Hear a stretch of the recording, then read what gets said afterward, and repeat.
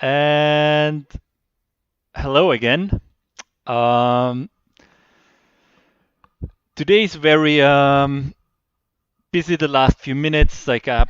We've got a poltergeist in our system, I think, because the video just I appeared know. for Um, me.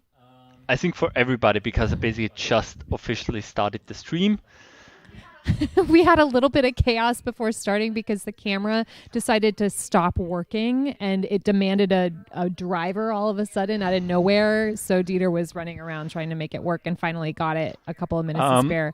So sorry for the little technical hiccups. Should be and working now. I guess let's start again. Hallo und willkommen zu unserem Saisonabschluss, zu unserer Welcome, äh, everyone. die 7. Trivia-Nacht und heute alles im Zeichen der bevorstehenden Feiertage, alles um Weihnachten beziehungsweise alles rund um diese Feiertage. Ja, ich habe das Ganze gerade vor 2 Minuten nochmal gesagt, nur habe ich im Videostream noch nicht gestartet, deshalb hat es keiner gehört. Naja, guter Anfang. Deshalb auch vielleicht mit dem Formular für die Dinge. Ich habe gerade eine kleine Einstellung geändert. Es sollte jetzt hoffentlich funktionieren, dass ihr da ein Bild hochladen könnt oder auch euren notfalls einfach nur euren Teamnamen eintragen könnt. Wir würden uns natürlich freuen, jede Menge schöne Weihnachts- oder Feiertagsbilder zu sehen. Aber ja, schau mal. Lasst mich bitte im Chat wissen, ob es jetzt funktioniert. Okay. Greetings, everyone. We're just going to start from the top again tonight. This is our last episode of Trivia for the season, and it's our holiday episode because of the coming festivities. So, pretty much almost all of the questions are holiday themed. Aside from the couple of technical little problems that we had at the beginning of the stream, you should be able to look down below the video at the links. They should be working now. They weren't quite a minute ago. You needed permissions or something, but Dieter changed a setting, and now it should be working. If it's not or you have any problems, just pop your question into the chat feed and we'll monitor it I already see it throughout. seems to work. I already have a great submission. Great submission. Good. They're rolling in. Awesome. Did you want to replay that thing to get the spirit moving, people? Yes. Okay. So one of our friends of us didn't just send us a picture, they sent us a short video they made. So here we go again. No. Oh, jingle bells, jingle all the way.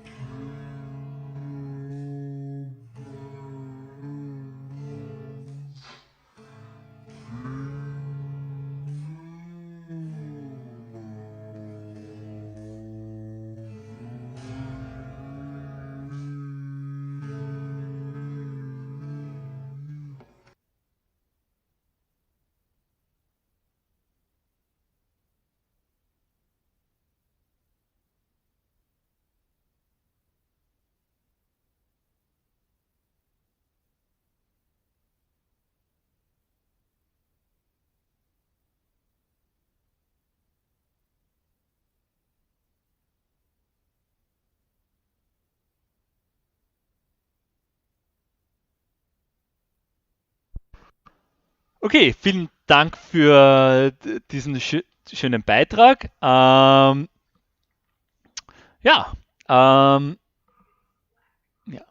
Und wir starten auch hier schon mit unserer Bilderfrage. Ja, heute nenne die abgesagte, die gecancelte Fernsehserie. Name the cancelled TV show. Oder? Yeah. And as a bonus question for the picture question, so basically you can have 11 questions today. 11 points through the picture question. Vielleicht ist es euch aufgefallen, vielleicht auch nicht, aber wir hatten ein gemeinsames Thema durch all die Bilderfrage der zweiten Saison und wir wollen wissen, was dieses Thema war. So, the bonus question is name the common theme of all this season's picture rounds. Yeah. Okay, so don't forget to access the picture round at the link below the video. And this week it's about canceled TV shows. And your job is to identify the canceled TV shows based on the image that you see. You can call in help on this one, but remember, only audio. Don't send any photos to the person that you're phoning a friend. And there's actually 11 points available for this question this week. Just one of our many bonus questions that we popped into the quiz this week. And that is identify the common theme that unites all of the picture rounds from this season. So there is one common element that is suggested by all of the picture rounds that we've had so far in the past 6 weeks and this one. And you've got the entire duration of the quiz to figure that out. So should we get started with question number 1? All right, let's do it. Okay. The etymological root of Hanukkah is the Hebrew verb kavnak, which means to dedicate, as in formal consecration. As recounted in the books of the first and second Maccabees, the holiday commemorates the recapture of Jerusalem from the Seleucid Empire in 164 BCE and the rededication of what structure? Die etymologische Wurzel von Chanukah ist das hebräische Verb kaknak, was einweihen bedeutet, wie in der formellen Konsekration. Wie es in den Büchern der ersten und zweiten Makkeba erzählt, erinnert der Feiertag an die Rückeroberung Jerusalems vom Seleukidenreich im Jahr 164 vor Christus und die Wiedereinweihung von welcher Struktur? As a bonus question, since it never falls on a Sabbath, the fifth night of Hanukkah is usually designated for giving a traditional gift, so largely supplanted by small presents today. What was traditionally given? Und als Bonusfrage für diese erste Frage gleich, der nie auf einen Sabbat fällt, ist die 5. Nacht von Hanukkah in der Regel für das Schenken eines traditionellen Geschenks vorgesehen. Wohl heute weitgehend durch kleine Geschenke verdrängt, was wurde traditionell gegeben?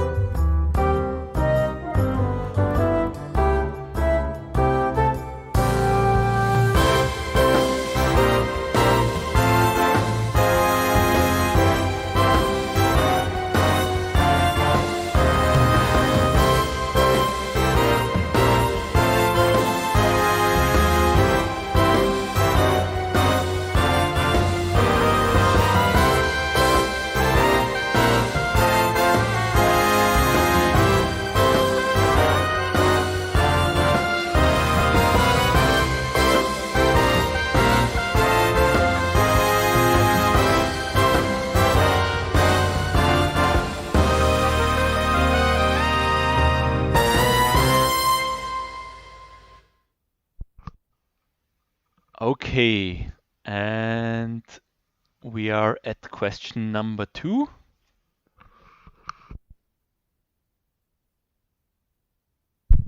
Question number 2. An unusual Nordic tradition holds that children should place shoes on a windowsill on the evening of December 11th in anticipation of individual nightly visits from the 13 members of a single family. Known collectively as the Yule Lads, these Santa-like brothers include the following in order of their arrival. Name the country whose children they visit and bring gifts. Frage Nummer 2. Eine ungewöhnliche nordische Tradition besagt, dass Kinder am Abend des 11. Dezember ihre Schuhe auf die Fensterbank stellen sollen, in Erwartung der nächtlichen Besuche der 13 Mitglieder einer Familie. Zu diesen Weihnachtsgesellen gehören die folgenden Individuen in der Reihenfolge ihres Eintreffens. Nenne das Land, dessen Kinder sie besuchen und Geschenke bringen. So we've got Sheepcoat Clod or Pferchpfosten. We've got Gullygock, Schluchtenkobold. Stubby, who's Knirps in German. Spoonlicker oder Kochlöffellecker. Potlicker, Topschaber. Bowlicker, Essnapflecker. Doorslammer, Türzuschläger. Skiergobbler oder Skiergierschlund. Sausage Swiper oder Wurststibitzer, Window Peeper, Fensterglotzer, Doorway Sniffer, Türschlitzschnüffler, Meat Hook, Fleischkraller, and Candle Stealer, Kerzenschnorrer.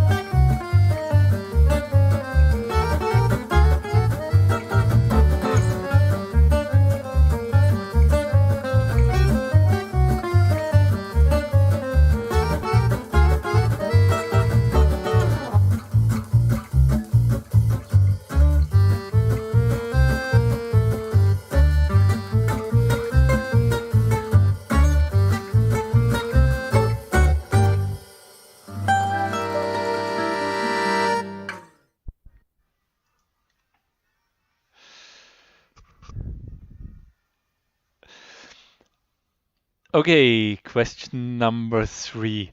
Oh my god, I got this super long one. This is our player submission. Thank you, Ginte, for this question.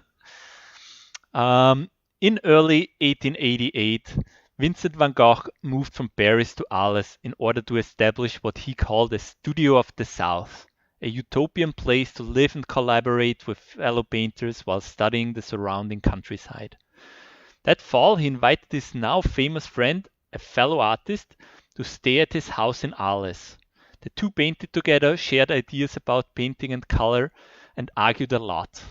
The end of his experiment in creative co-living is the romanticized stuff of Hollywood biopics, most recent At Eternity's Gate with William Dafoe as Van Gogh and Oscar Isaac as his painter friend.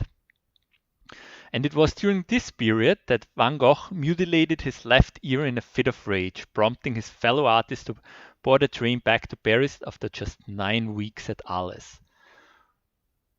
Who was Van Gogh's painter friend, the artist responsible for his portrait of Van Gogh painting sunflowers?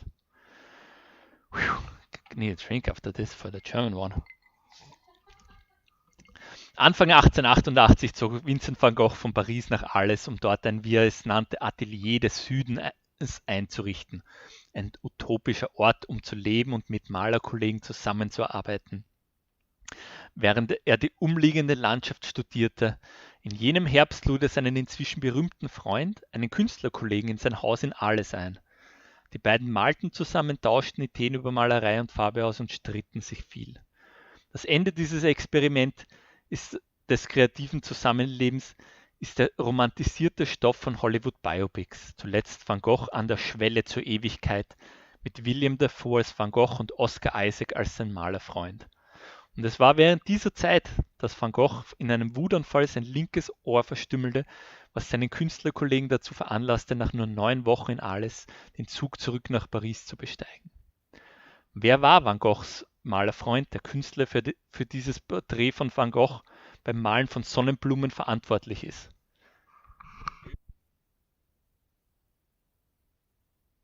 So this is the picture we're talking about. Thank you again, Ed Ginter, for this great question.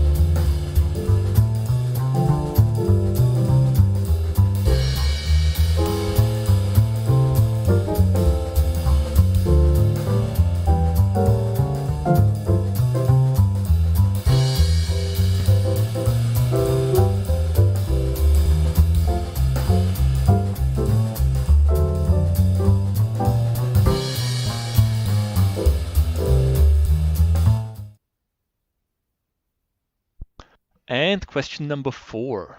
The 1984 Steven Spielberg film Gremlins features a strange-looking creature called a Mogwai. Thought it appears harmless.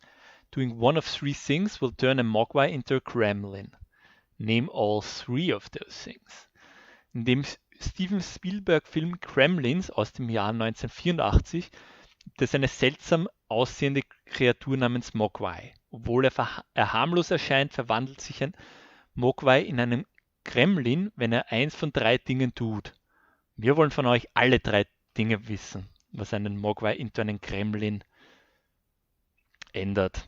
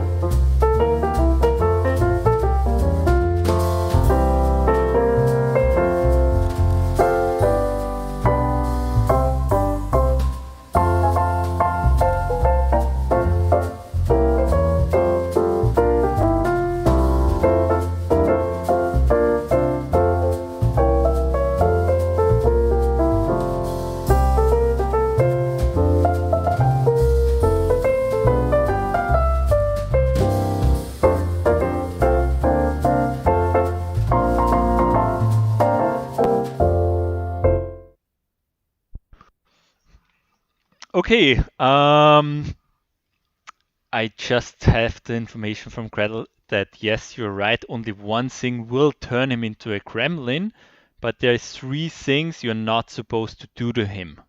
And we're sorry for naming or not having the question correctly worded, but we ask all the 3 things you're not supposed to do to a Mogwai. But only one of those will turn him into a gremlin. Question number 5 is our literature question, and it's always a passage from one of the Bookluben World Library collection books. And yeah, heute, who am I? Cried Miss Havisham, striking her stick upon the floor and flashing into wrath so suddenly that Estella glanced up at her in surprise. Who am I? For God's sakes, that I should be kind. Wer bin ich? Rief Fräulein Havisham mit dem Stock auf den Boden schlagend und so plötzlich in Wut geratend, dass Estella verwundert zu ihr aufsah. Wer bin ich, um Gottes Willen, dass ich nett sein sollte?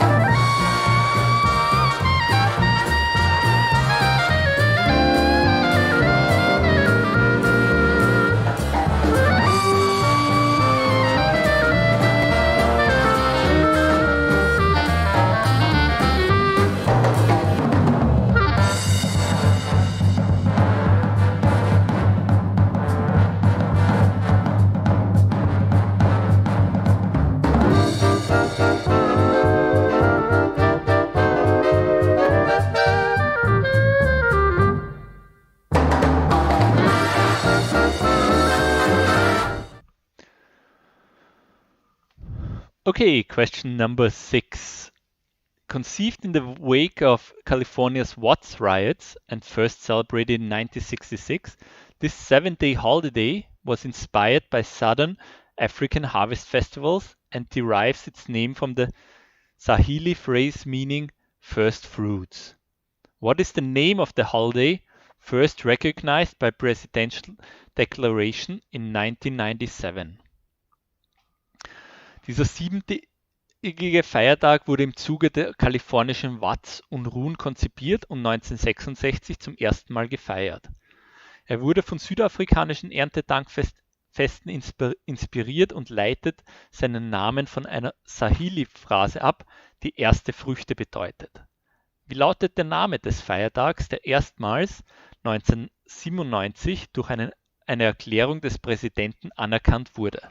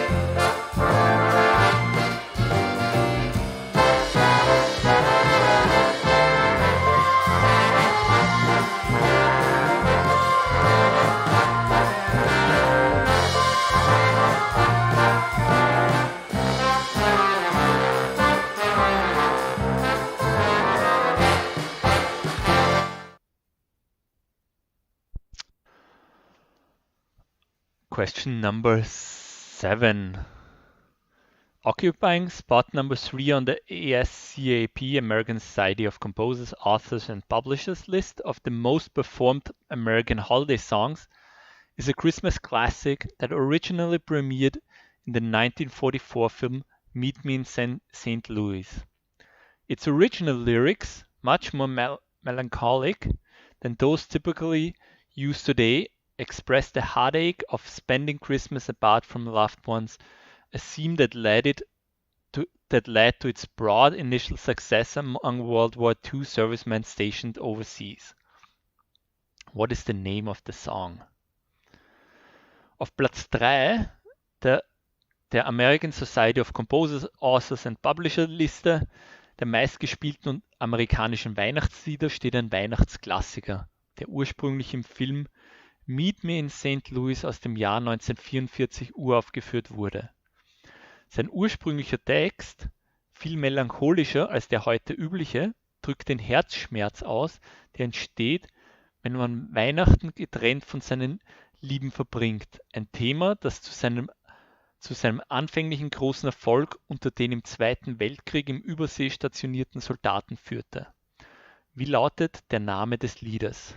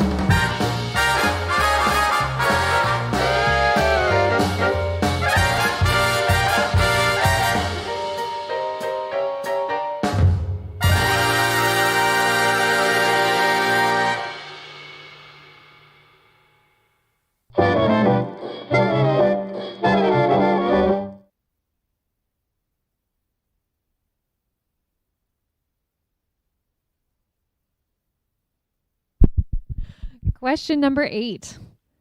Every December since 1966, the Swedish town of Gävle has constructed a 42-foot or 13-meter straw animal on its castle square as a festive seasonal display, a tradition that has become so popular that other cities have also adopted it in recent years.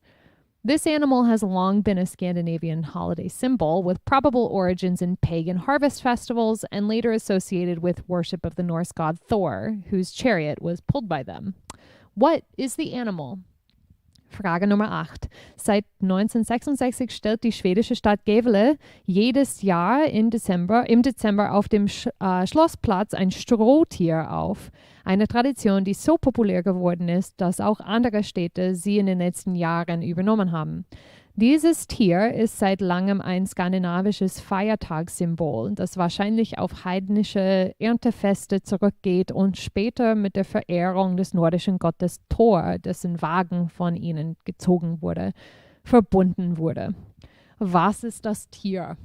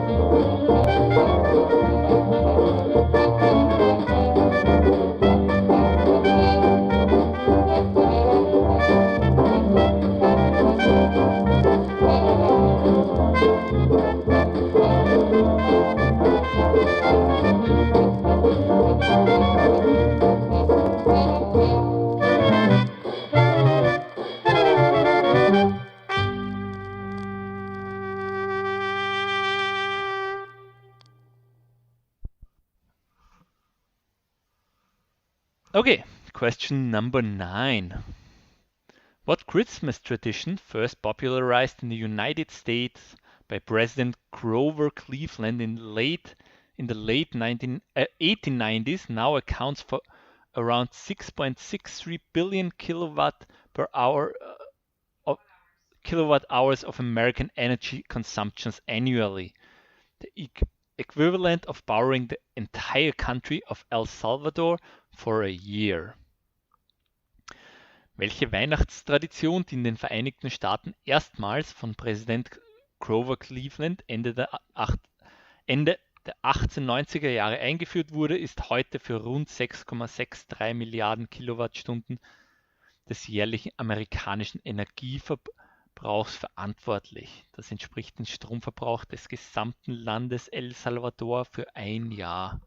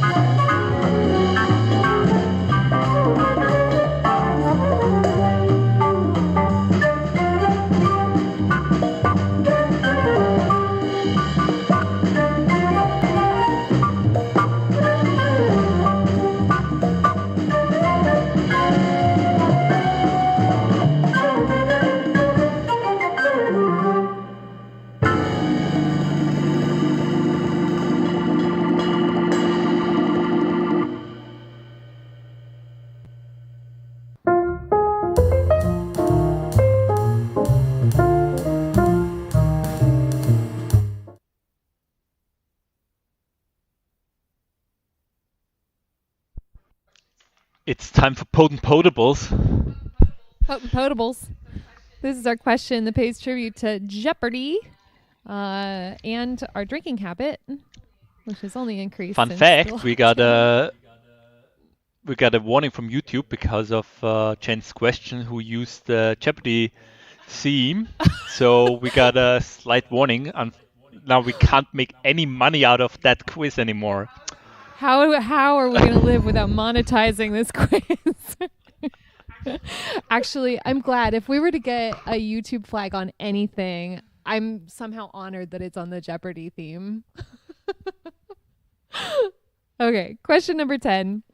This vibrant holiday cocktail, equal parts cranberry juice and champagne with a dash of orange liqueur, takes its name from the bright crimson color it shares with a star-leafed plant native to Mexico. Named for the first United States minister to Mexico, what is the name of the plant? Frage Nummer 10, unsere Potent Potables Frage. Dieser prickelnde Feiertagscocktail, zu gleichem Teil Cranberry-Saft und Champagner mit einem Schuss Orangenlikör, verdankt seinen Namen der leuchtend roten Farbe, die er mit einer in Mexiko beheimateten Sternblütenpflanze teilt. Wie heißt die Pflanze, die nach dem ersten US-Minister in Mexiko benannt wurde?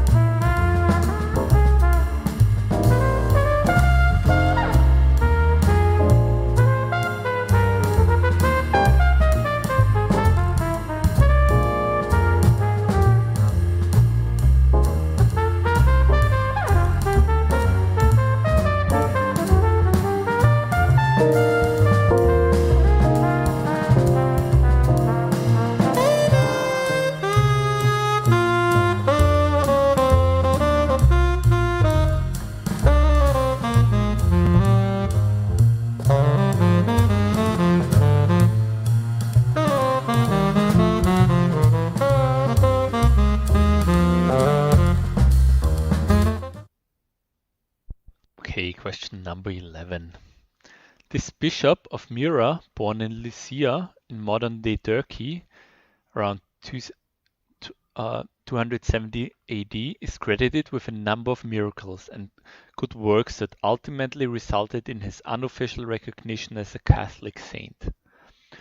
As well as reanimating 3 children who had been murdered and pickled in brine for sale by a butcher, legend holds that he saved 3 young girls from a life of prostitution by secretly dropping dowries, 3 bags of gold, through a window late at night.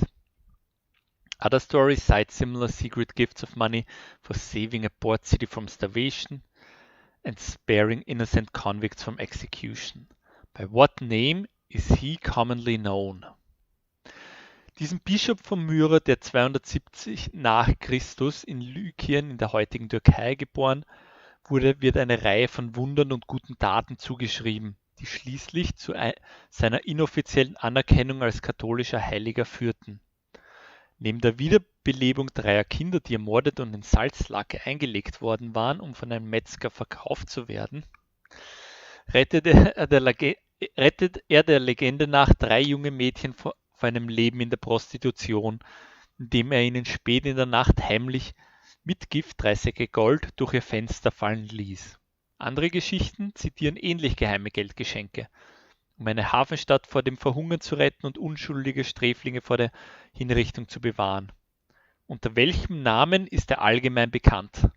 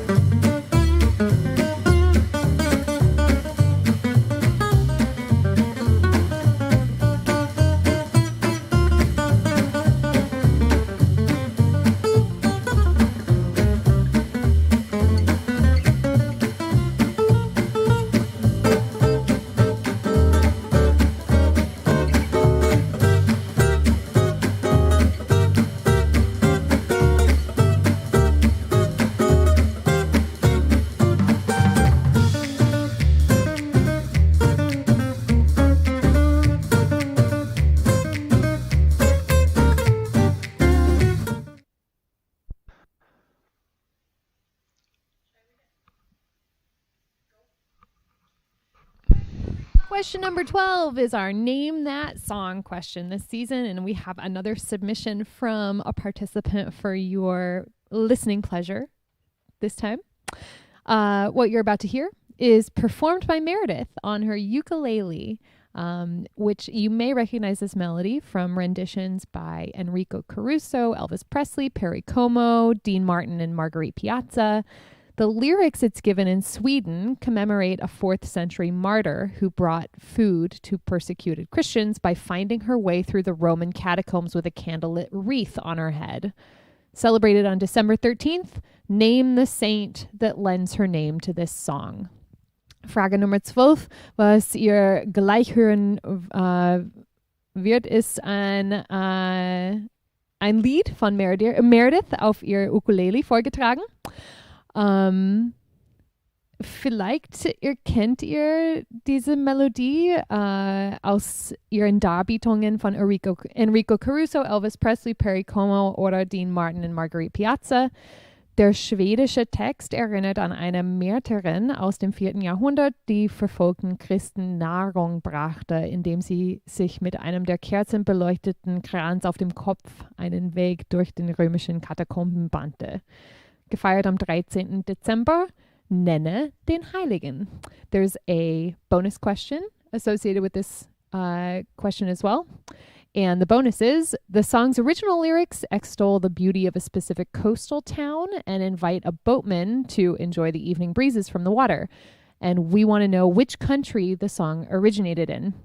Frage Nummer 12 hat auch einen möglichen Bonuspunkte und die Frage für den Bonuspunkt lautet: Der Originaltext des Liedes preist die Schönheit einer bestimmten Küstenstadt und lädt einen Bootsfahrer ein, die Abendbrise vom Wasser aus zu genießen. Aus welchem Land stammt das Lied? Okay, here it is. Thank you, Meredith.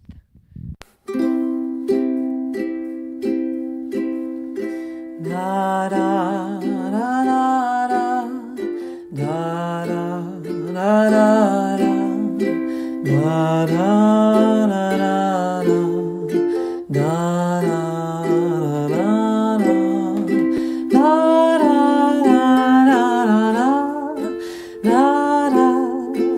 da da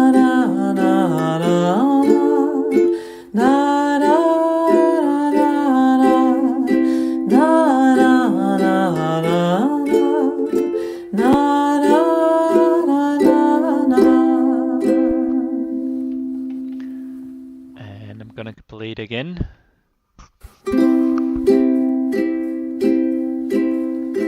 Da da da da da da da da da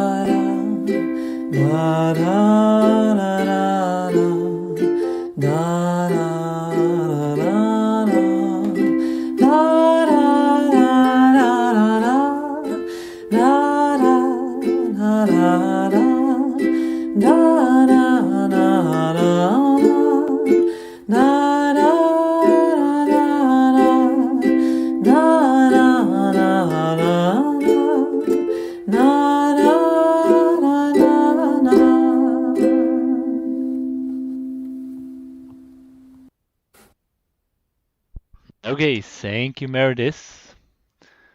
And we're gonna play some other music in between for a little while.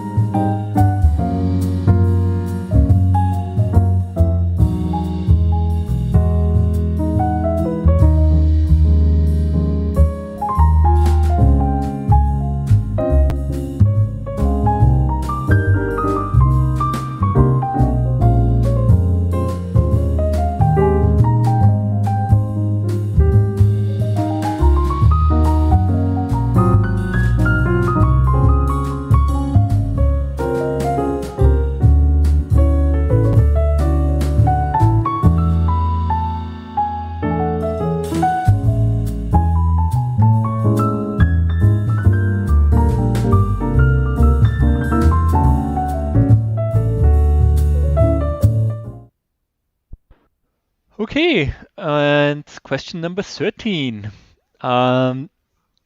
Just a reminder, this week we are not giving extra points for the best team name, but for the best Christmas or holiday outfit. We already have some outstanding submissions. Outstanding. So feel free to either send the pictures through the form, it should work now, or you can send us a picture of via email. One of the recent submissions was a picture of like the computer screen of a Zoom meeting. We love seeing something like that because we love seeing how you participate, and most of people in that picture were in Christmas gear. Love it. So question number 13.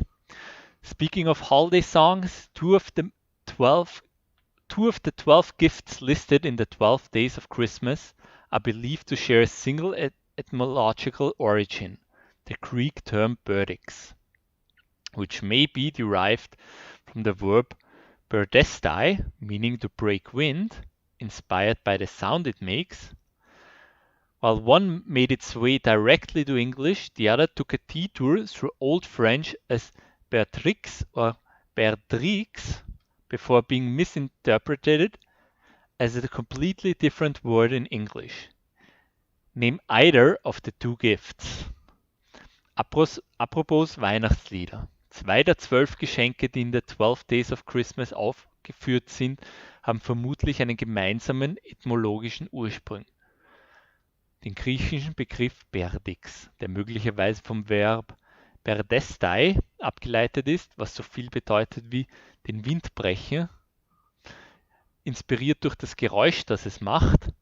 Während das eine seinen Weg direkt ins Englische fand, nahm das andere einen Umweg über das Altfranzösische als Bertrice oder Bertrix, bevor es im Englischen als ein völlig anderes Wort fehlinterpretiert wurde.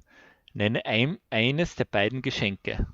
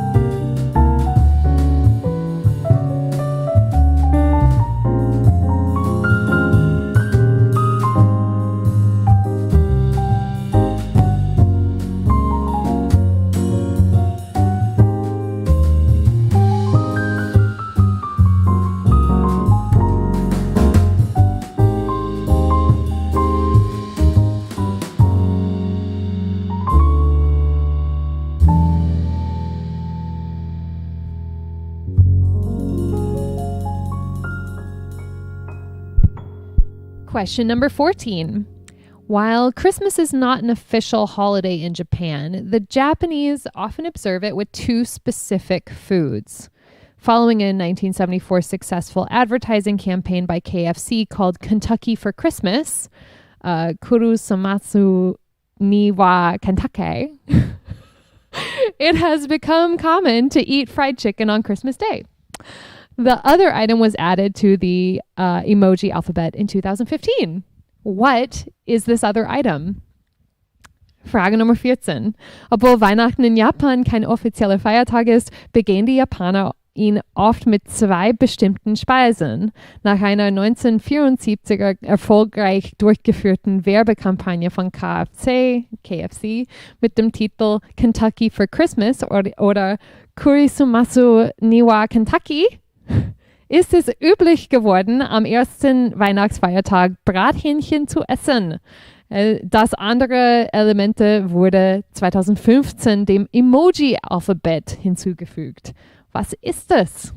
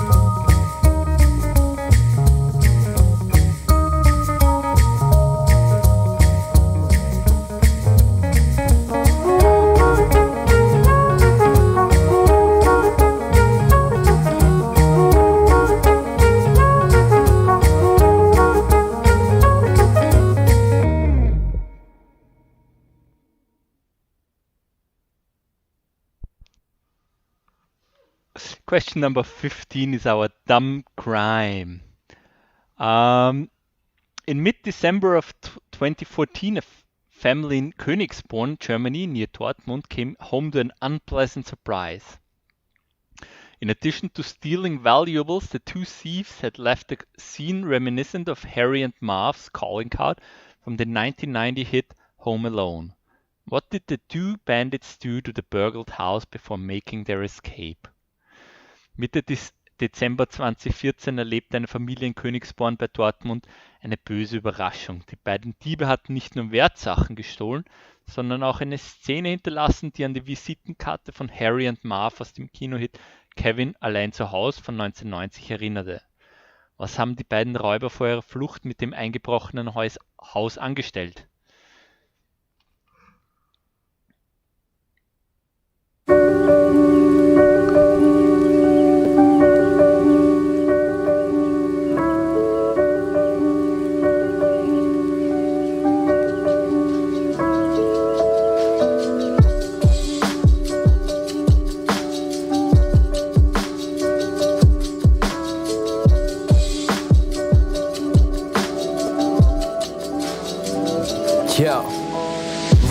Tobagos. We growing like fresh tomatoes. Them boys on fire, too fuego. We pass it round, hot potato.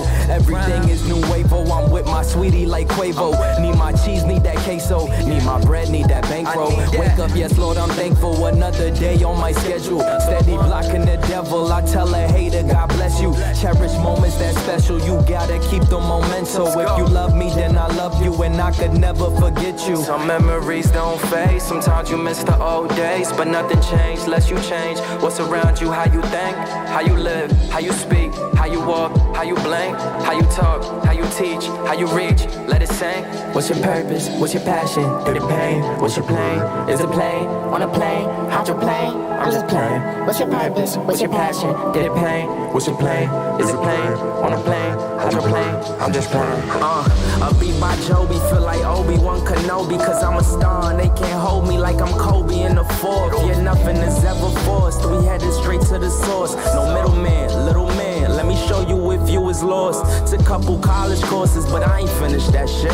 Been chasing dreams since 17, so yeah, I've been on my shit. Yeah, we loaded up the vault and had to empty the clip. Remember days we wasn't paid and had to roll up the clips. Now the herbs be extra strong and they come in a zip. People say we taking long, but we ain't rushing with shit. Put the plans in God's hands and he gon' bless us with riches. I ain't tripping over shit because I'm watching my step. Putting money on the phone, could dab and call and collect. All on respect, I can't lie, I'm just here for a check. Just to build. Question number 16. The tapetum lucidum is a retroreflective layer of tissue located immediately behind the retina. Though it's mostly found in nocturnal predators, one particular ungulate possesses tapeta lucida that change seasonally, from gold in bright summer light to blue in winter. The color change means that less light escapes from the eye, thereby increasing the light available to its photoreceptors and resulting in superior night vision. What is the ungulate native to the far northern hemisphere that can see well in the dark? Frage Nummer 16. Das Tapetum lucidum ist eine retroreflektierende Gewebeschicht, die sich direkt hinter der Netzhaut befindet.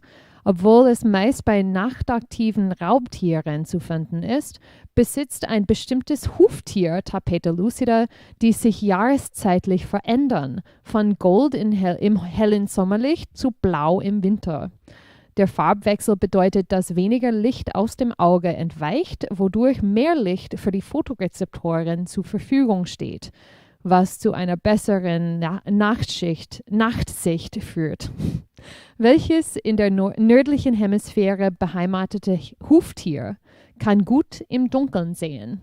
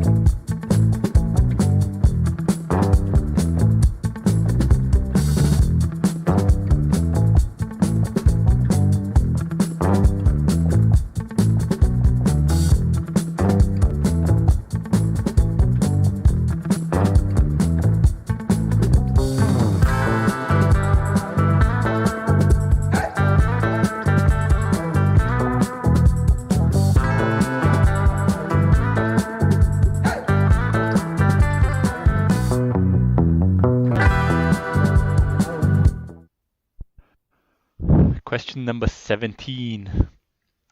What Christmas-themed ballet, adapted by Alexandre Dumas from a short story by E.T.A. Hoffmann, premiered to tabloid reviews in St. Petersburg, Russia on December 18, 1892? Welches weihnachtliche Ballett, adaptiert von Alexandre Dumas nach einer Kurzgeschichte von E.T.A. Hoffmann, wurde am 18. Dezember 1892 in St. Petersburg, Russland, uraufgeführt und erhielt nur verhaltenen Zuspruch?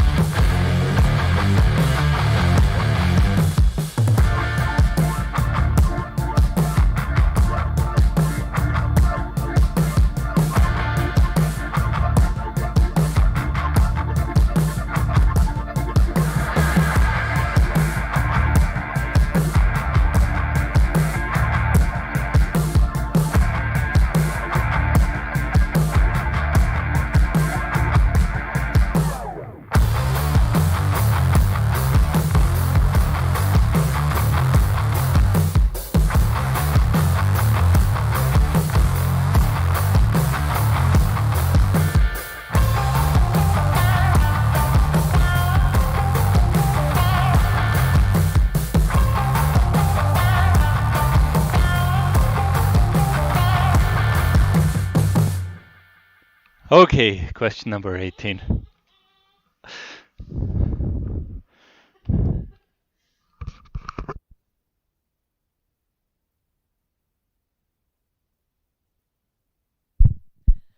All right, question number 18. A traditional Christmas creche includes Mary, Joseph, the shepherds, and the livestock, and eventually the three wise men, all gathered around the baby Jesus in his manger. But in Catalonia, no nativity scene is complete without another figure, El Caganer. What is he depicted doing in the creche? Frage Nummer 18. Eine traditionelle Weihnachtskrippe umfasst Maria, Josef, die Hirten und das Viech und schließlich die drei Weisen, die alle das Jesuskind in seiner Krippe versammelt sind. Aber in Katalonien ist keine Krippe komplett ohne eine weitere Figur, El Caganer. Was sieht man ihn in der Krippe tun?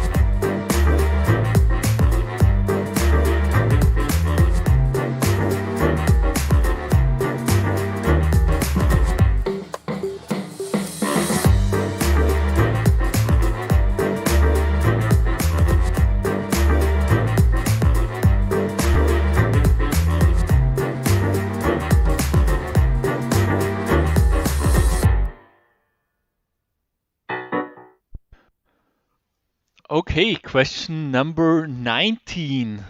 Oh my god, Dr. Susanne Neumann is gonna love us right now. Solve this equation. Löse diese Gleichung. What?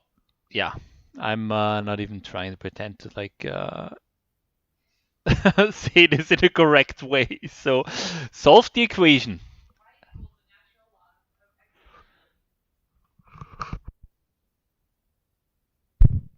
Y equals the natural log of x over m minus as all over r squared.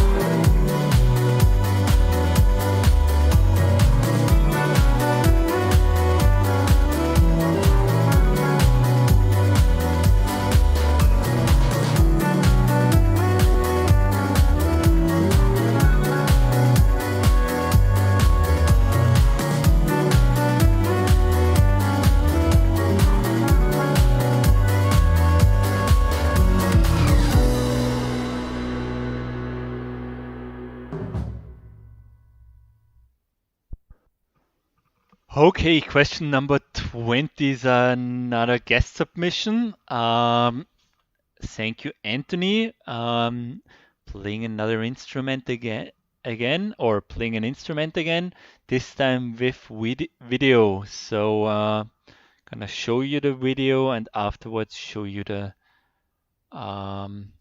question to it. Uh-oh.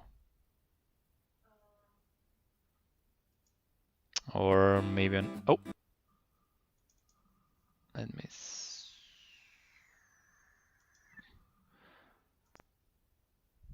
Oh, yeah. Here's a video. Sorry, it was a black screen at the beginning. Sleep as dream, are you listening? In the lane, snow's glistening. A beautiful sight, we're happy tonight. Walking in a winter wonderland. Calling away is the bluebird. In his place is the new bird. He's singing a song as we go along. Walking in a winter wonderland. Within the meadow we can build a snowman. Okay, now it's your turn. What's the next line? You get a bonus point if you know what it means or who it's referring to. Also, jetzt seid ihr dran. Wie lautet der nächste Satz? Einen Bonuspunkt kriegt ihr, wenn ihr schon wisst, was das heißt oder wen sie damit meinen. Viel Spaß! Okay, thank you, Anthony, for this great video submission and question. So the basic question is, what is the next line in the song, oder wie lautet die nächste Liedzeile? And we also have a bonus question there. What does the line mean? Who is it referring to? Und wir haben auch eine Bonusfrage dazu. Wie heißt das genau? Was heißt das genau? Oder wer ist da gemeint?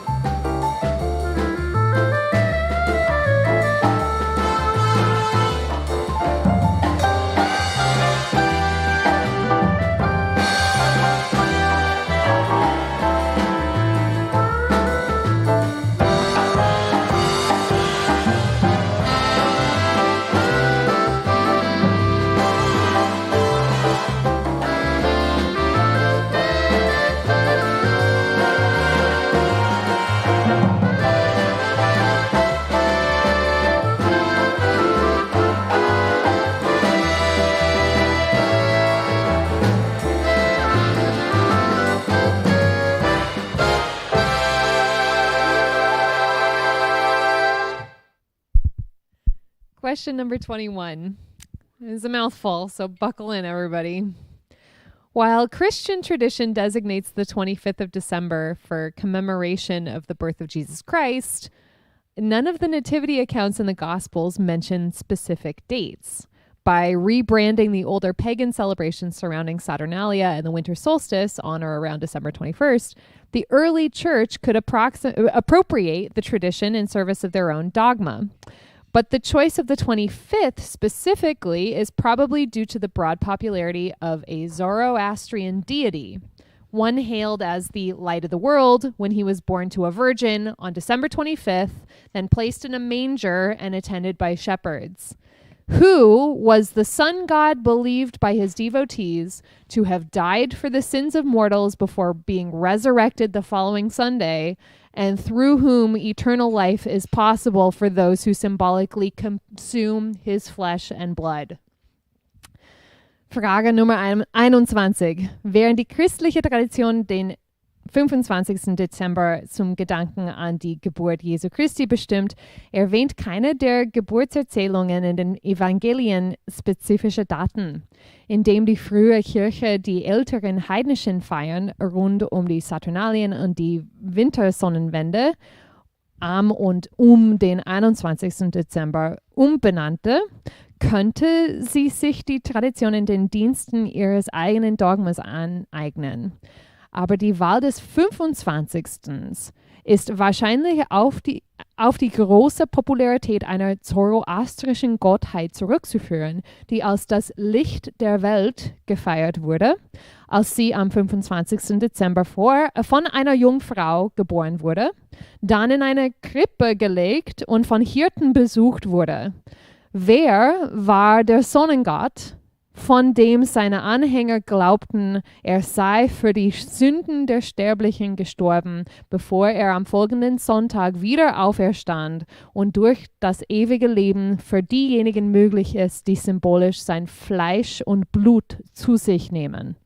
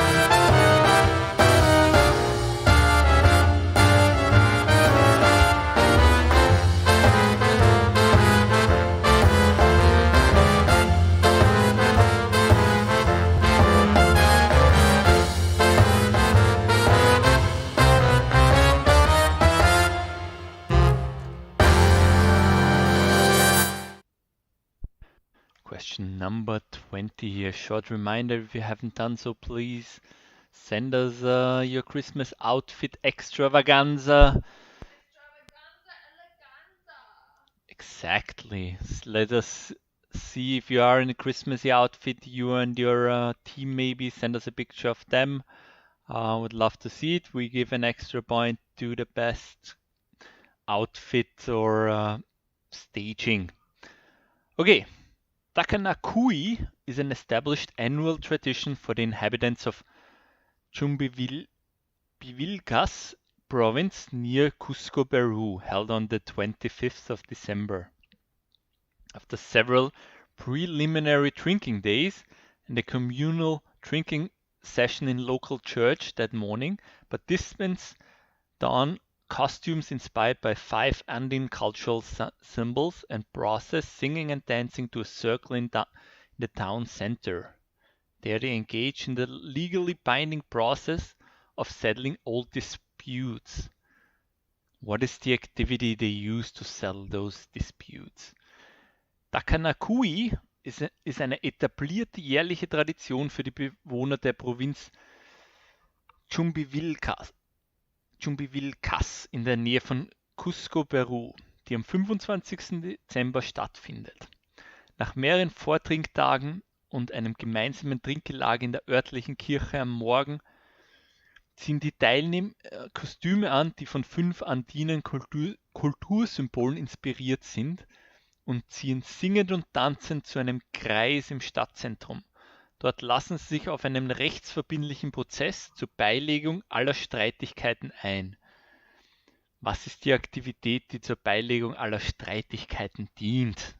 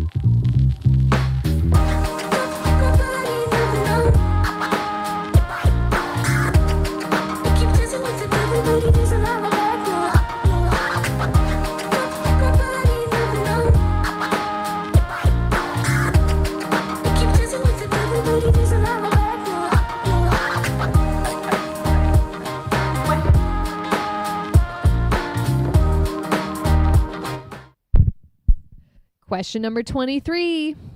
If you think Santa Claus takes a vacation during the summer months, think again. In fact, he can be found networking at the annual World Santa Claus Congress, a 3-day international conference started in 1957 and held at the world's oldest amusement park. Which country has the honor of hosting this annual event? Wenn ihr dachtet, dass der Weihnachtsmann in den Sommermonaten Urlaub macht, denkt noch einmal nach.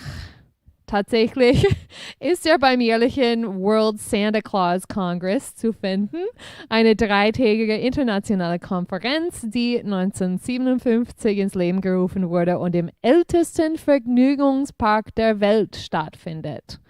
Welches Land hat die Ehre, diese jährliche Veranstaltung auszurichten? There's a bonus point available here as well. The event was canceled this year due to the pandemic, which is confusing considering information recently issued by Dr. Anthony Fauci, who is the head of the U.S. National Institutes of Allergy and Infectious Diseases, and confirmed by Snopes. What was Dr. Fauci's statement? Hier habt ihr wieder eine Möglichkeit, einen Bonuspunkt zu kriegen. Und die Frage lautet, die Veranstaltung wurde in diesem Jahr aufgrund der Pandemie abgesagt, was angesichts der kürzlich von Dr. Anthony Fauci, Leiter der US National Institutes of Allergy and Infectious Diseases, herausgegebenen und von Snopes bestätigten Informationen verwirrend ist. Was war Dr. Faucis Aussage? Jag minns den tid du gav mig life billar yo. Nu vill jag kunna ge tillbaka allt jag inte kunnat ge förut.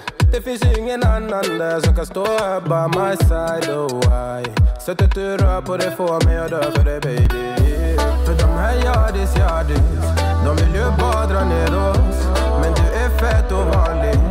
Och det jag lägger av min tid och jag vill ha det. Du får mig känna safety. Jag kan nog leda dig baby. Och jag kommer aldrig ändra mig.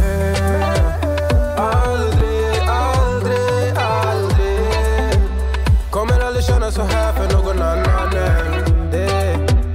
Aldrig kommer aldrig känna så här för någon annan än det.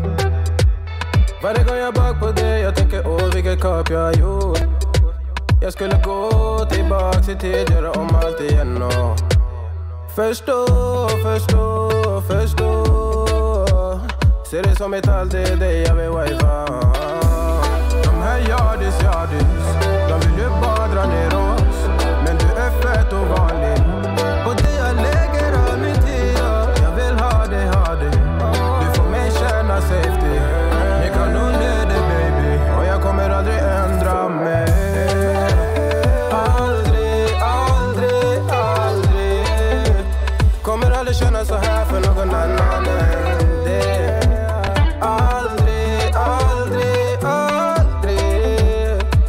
Känna så här för någon annan än dig. Jag vet det bara life om igen och jag vet det bara ta sin tid. Jag vet det bara life om igen och stay with me please. Jag vet det bara life om igen och jag vet det bara ta sin tid. Jag vet det bara life om igen och stay with me please. Du lägger tid. Jag minns det. Okay, nearly at the second to last question.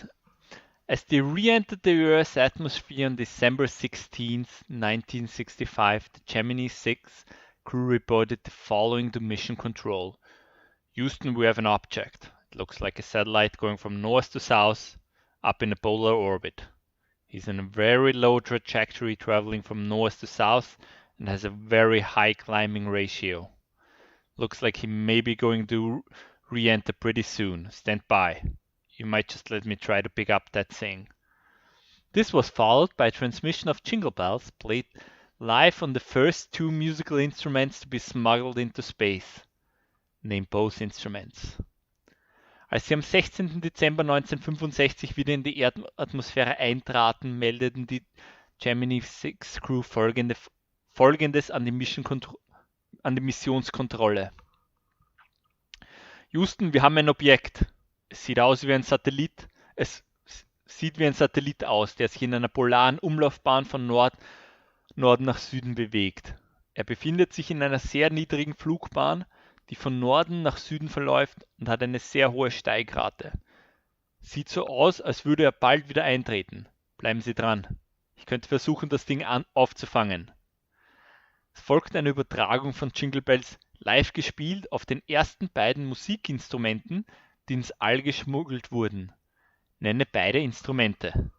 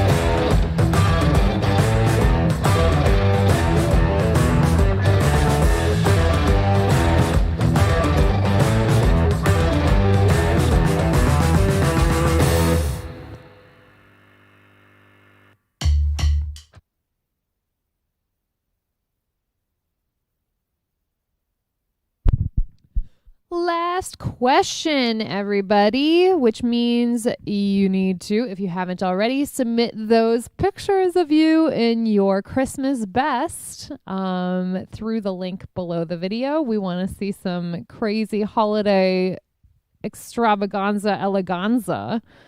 And please do that within the next couple of minutes.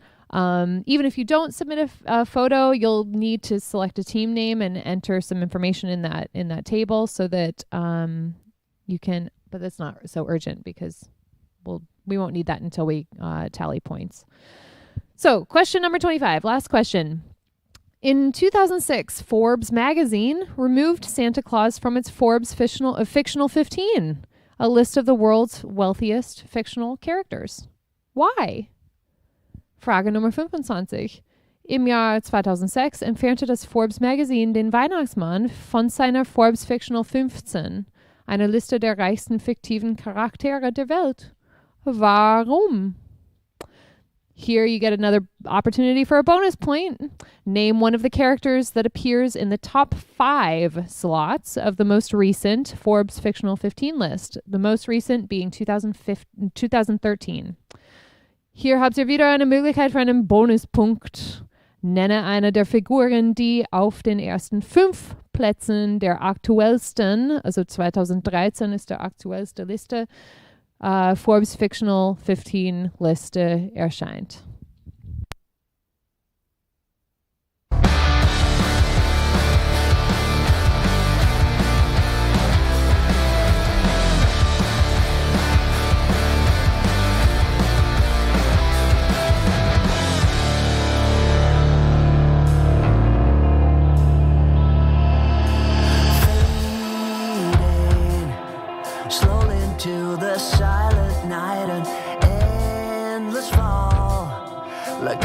from 1,000 knives. I hear you call, but I'm still stumbling in the dark. A silent howl as I dissolve into your arms. I waited now, seduced by a sweet mirage.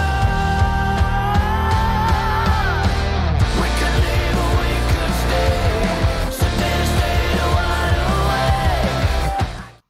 awake. And before we get to the answer round, and we're gonna have our new feature introduced in season 2, wrong answers only. Submit a wrong answer to the following in the chat feed. The most popular response with the most reposts get a bonus point. So, who is this? Wer ist das? Falsche Antworten only. Und einfach im Chat posten, und wenn euch eine Antwort gefällt, bitte einfach wieder kopieren, und Gewinner kriegt einen extra Punkt. Heute extra Punkte. Make it rain. Make it rain.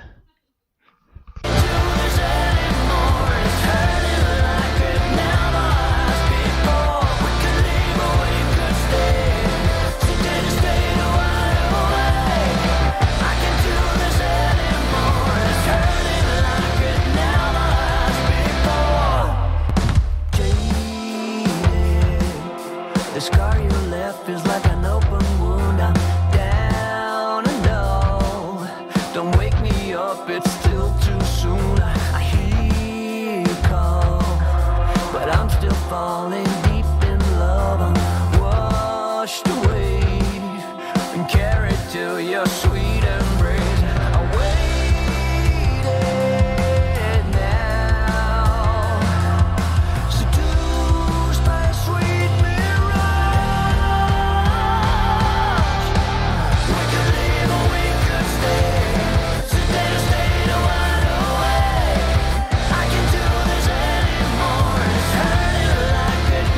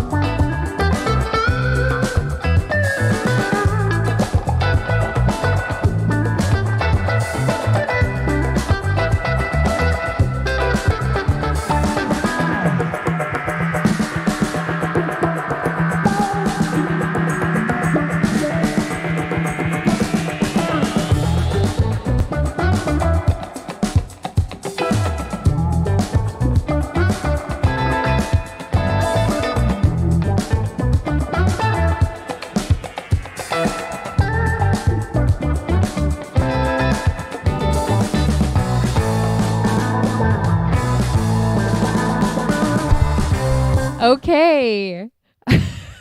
That was a great, lively a round of wrong answers only. Some of those suggestions were really hilarious. I had to look up a couple. What was the Thomas Gottschalk? I had to look up, but the hair is like spot on. So we had two candidates who were neck and neck. One of them was Sepp Forcha, who got a lot of support from the Austrian and German contingent, with 4 revotes. And then the winner is Wolf Blizzard, with 5 repeats. So The vote doesn't congratulations. count, so that's otherwise it would His be vote equal. But doesn't my count. votes, Our like votes don't our votes, count. even though we just put it in with like favorites, but our votes we Yeah, don't count. we So do. We do have favorites. I didn't post my favorite. I was really surprised that nobody posted Bernie Sanders. That's the immediate thing that occurred to me. But so Wolf Blizzard is by Dr. Steinfeld. Give yourselves an extra bonus point. Are we ready to do points awarded for the best picture? yes, best picture. There have been 1, 2, 3, 4, 5, 6, 2, 3, 4, 5, 6. Yeah, 6 6 submissions. submissions, and You get a point, and you get a point, and you get a point. You all get points. Everybody gets a point. Look under your seats. You all get points. Everyone who submitted a picture gets a point, and we want to share them with you because they're so great. We actually did intend to pick one and give 1 point, but they were all so awesome that we were like, points for everybody. It's Christmas. So thank you for playing along with us. That was awesome. We love your getup. we included an image of Philip Teufel as well, even though you didn't submit separately. You mentioned in the chat feed that we somehow got a hold of your Christmas image, so we slapped that in there too. great submissions, everyone. Yeah.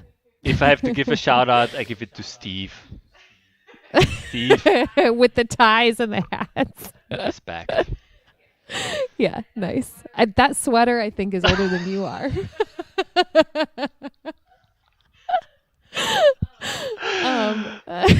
If I remember correctly. Love it. Yeah. Great. All right. Now you've got a couple of minutes to finish up. Go back to any unanswered questions, maybe the equation that you wrote down real quick and needed to like take some time to solve. Remember, I mentioned this in the chat feed. We're using the term solve loosely, and it's a festive themed quiz. So try and figure out something. I that also makes have to sense say I with the love theme. seeing people in like a picture of like Zoom meetings where people are like all together and Yeah. participating in the quiz. All I dressed mean up. that's Yeah. one of the reasons we do it, so people can get together and have some fun times. And seeing a picture like Yeah. that is great. So And the fact that you guys get to connect with each other while we're doing something Christmas fun, outfits, it really so warms our respect to hearts. that. I love the light up little hats and everything. Nice pros to you, dude, who's holding I up a mean beer. also Ginta and John. I mean hell yeah, that's yeah. epic. Now I just realized this is John's jacket actually. Nice. It's got a serious anorak Nom, there. nom, nom, nom. Are those marshmallows? Nom, nom, nom, nom, I nom, think nom, th- nom, I nom, think nom. that they're probably cotton balls, but who knows? There is no best team name, Cass, because as we mentioned in Yeah. the email, this week's best we went to say Christmas outfit extravaganza. Extravaganza, eleganza. Even though I have to say I loved some. We just got a late submission Oh, picture. no. Oh my God. 1 minute ago, Meredith sent me an image that I will send to you so you can share it. So give yourselves a point too. We got some Christmas sweaters and hats on there. Great. Let me real quick save all this. Send me the picture. In the meantime, because it's we are in the Christmas spirit, before I go to picture questions, I'm gonna just read you the like topics of the last picture rounds so you maybe get an idea. So, what do we I guess they're on the list. Well, what we had? We had pumpkins, we had exit signs, we had one-hit wonders, we had ducks, we had balding people, we had what was it last week? Criminals. Last week. Yeah, criminals.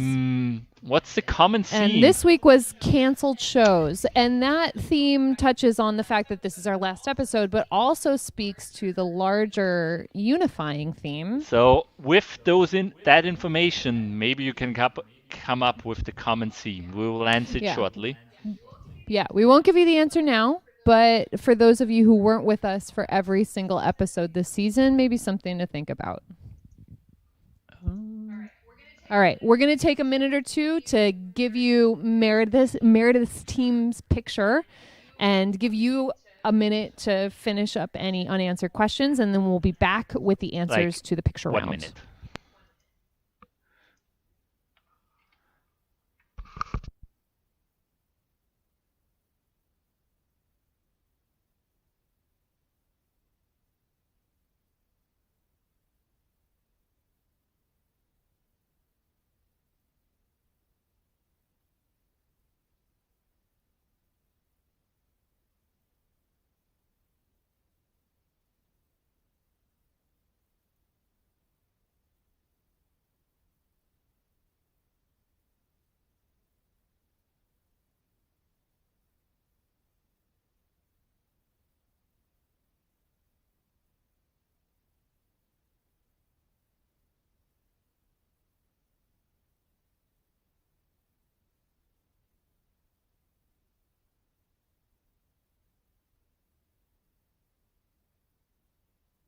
So right now you can see one of the winniest teams in trivia season.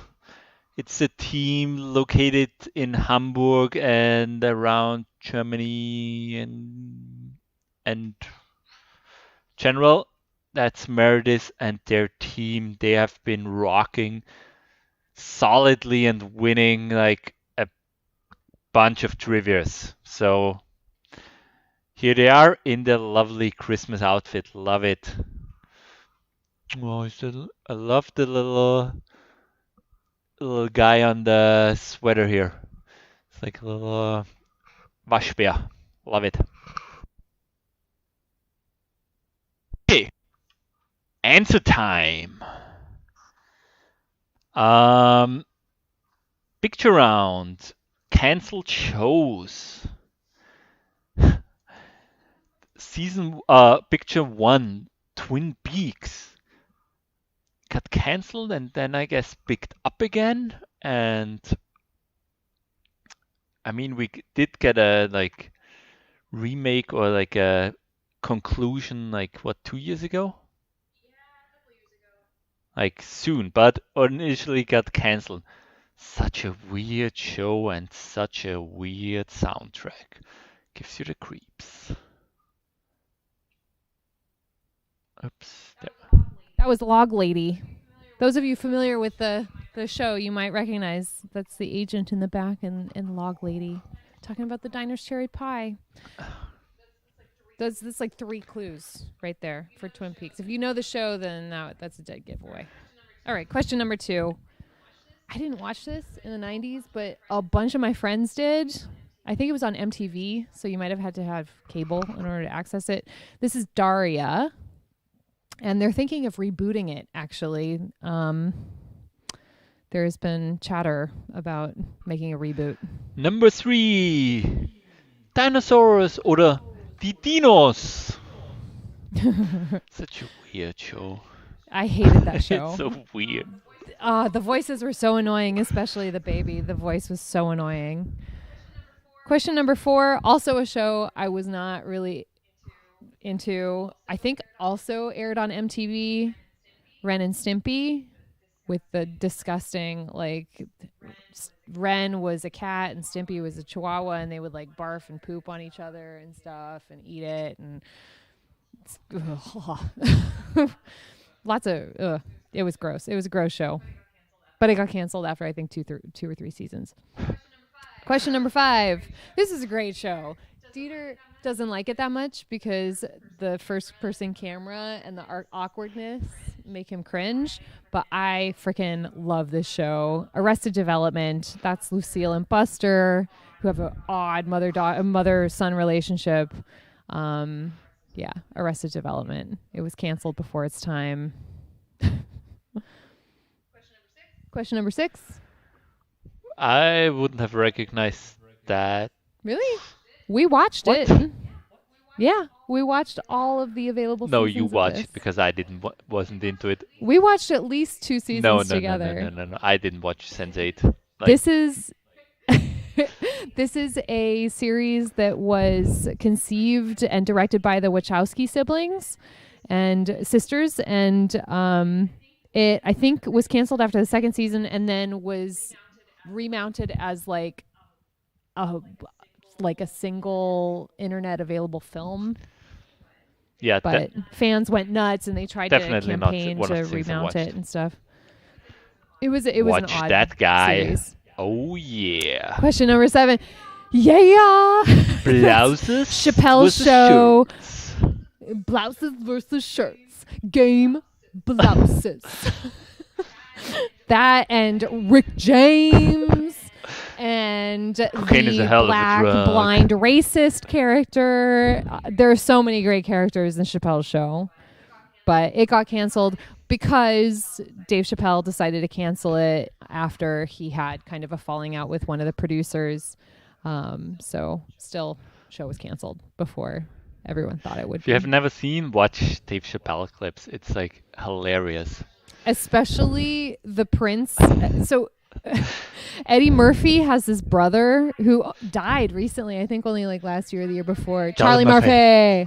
And Charlie Murphy has the craziest stories about meeting Rick James and like partying with Prince. And this one story he tells where he goes to Prince's house for an after party and Prince decides to like throw a basketball game and then like serve everybody pancakes. So really recommended.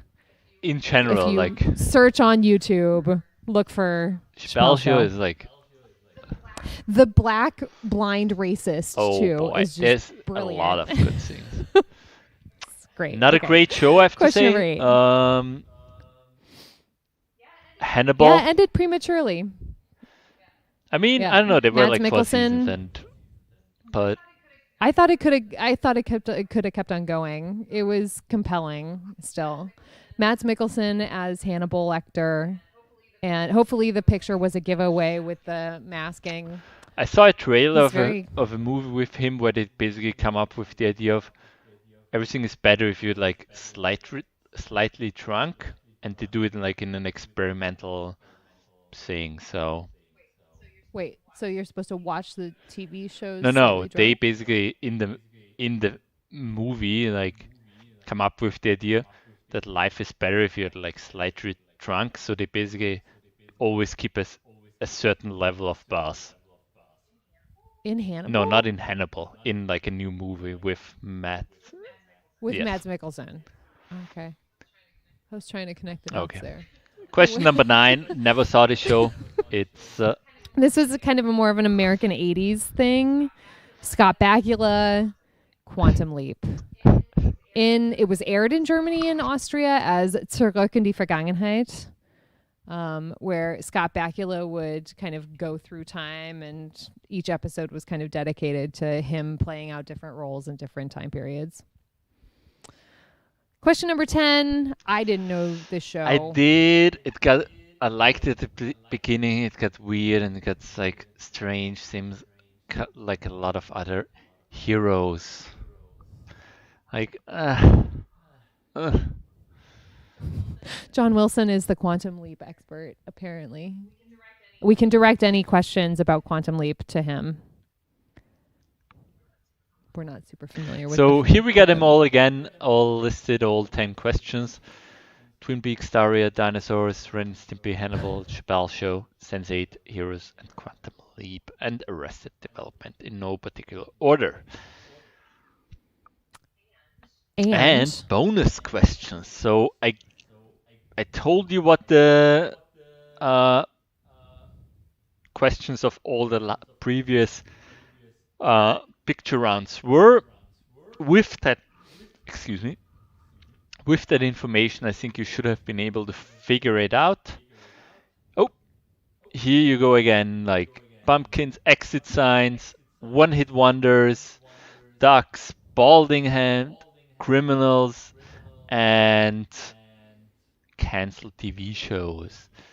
And the common theme is Trump. Trump. By Donald. Donald Trump is the common theme that we were getting at with all of these picture round hints from the last 7 weeks. All right, so if you got that, give yourself an extra point. Yay! Question number 1.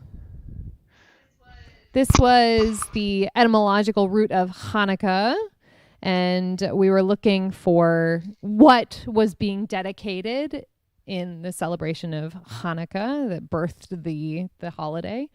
And the answer to that is the Second Temple, or the Temple of Herod, or Herodianische Temple.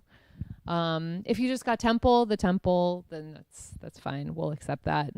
There was a bonus point available for this question, and we were looking for the traditional gift that's given on the 5th night of Hanukkah, because the 5th night of Hanukkah never falls on Shabbat, on the Sabbath day.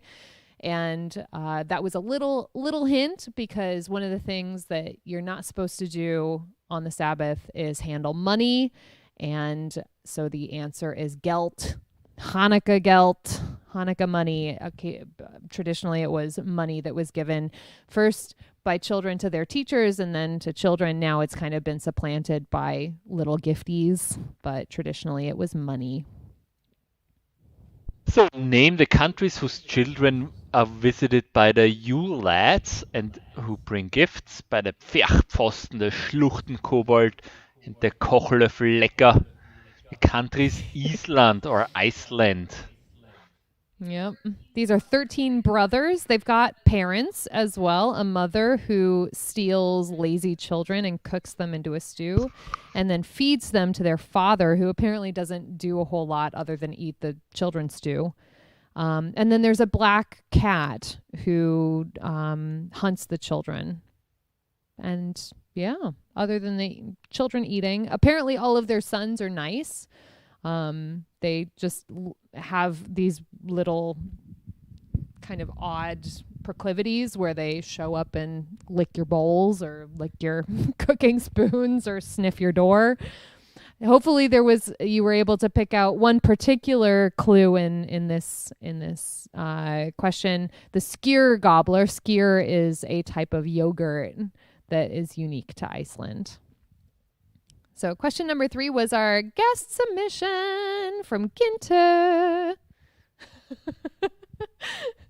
Ginta told us about the creation of this painting, the situation, the kind of conditions under which it was created, specifically the relationship between Van Gogh and his painter friend who painted this painting. And we were looking for the name of the painter friend who kind of butted heads with Van Gogh and ended up leaving his house in Arles. And the answer is Gauguin. Paul Gauguin. There he is in a self-portrait. They actually looked kind of similar. They both have this kind of ruddy, like slightly reddish hair, and they've got the same similar facial hair. And yes. Yeah. Thank you, Ginta, for submitting that.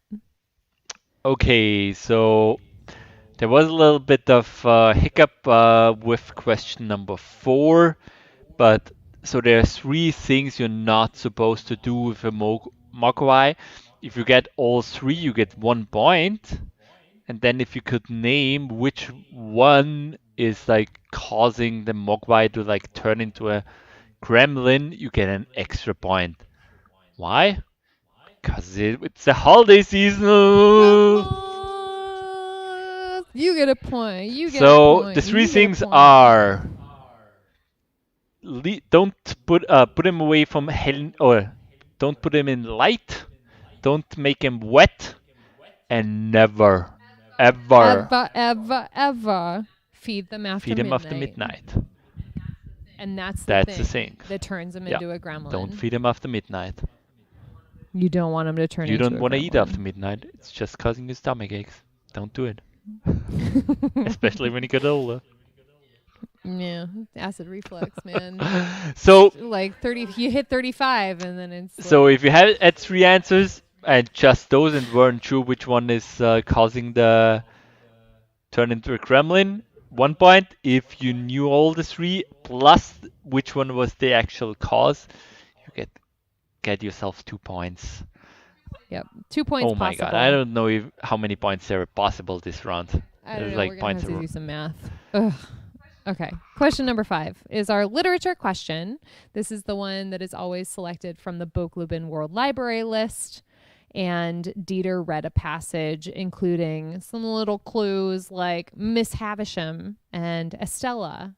And the Miss Havisham character sounds like kind of she's a pill and a little bit of a bitch.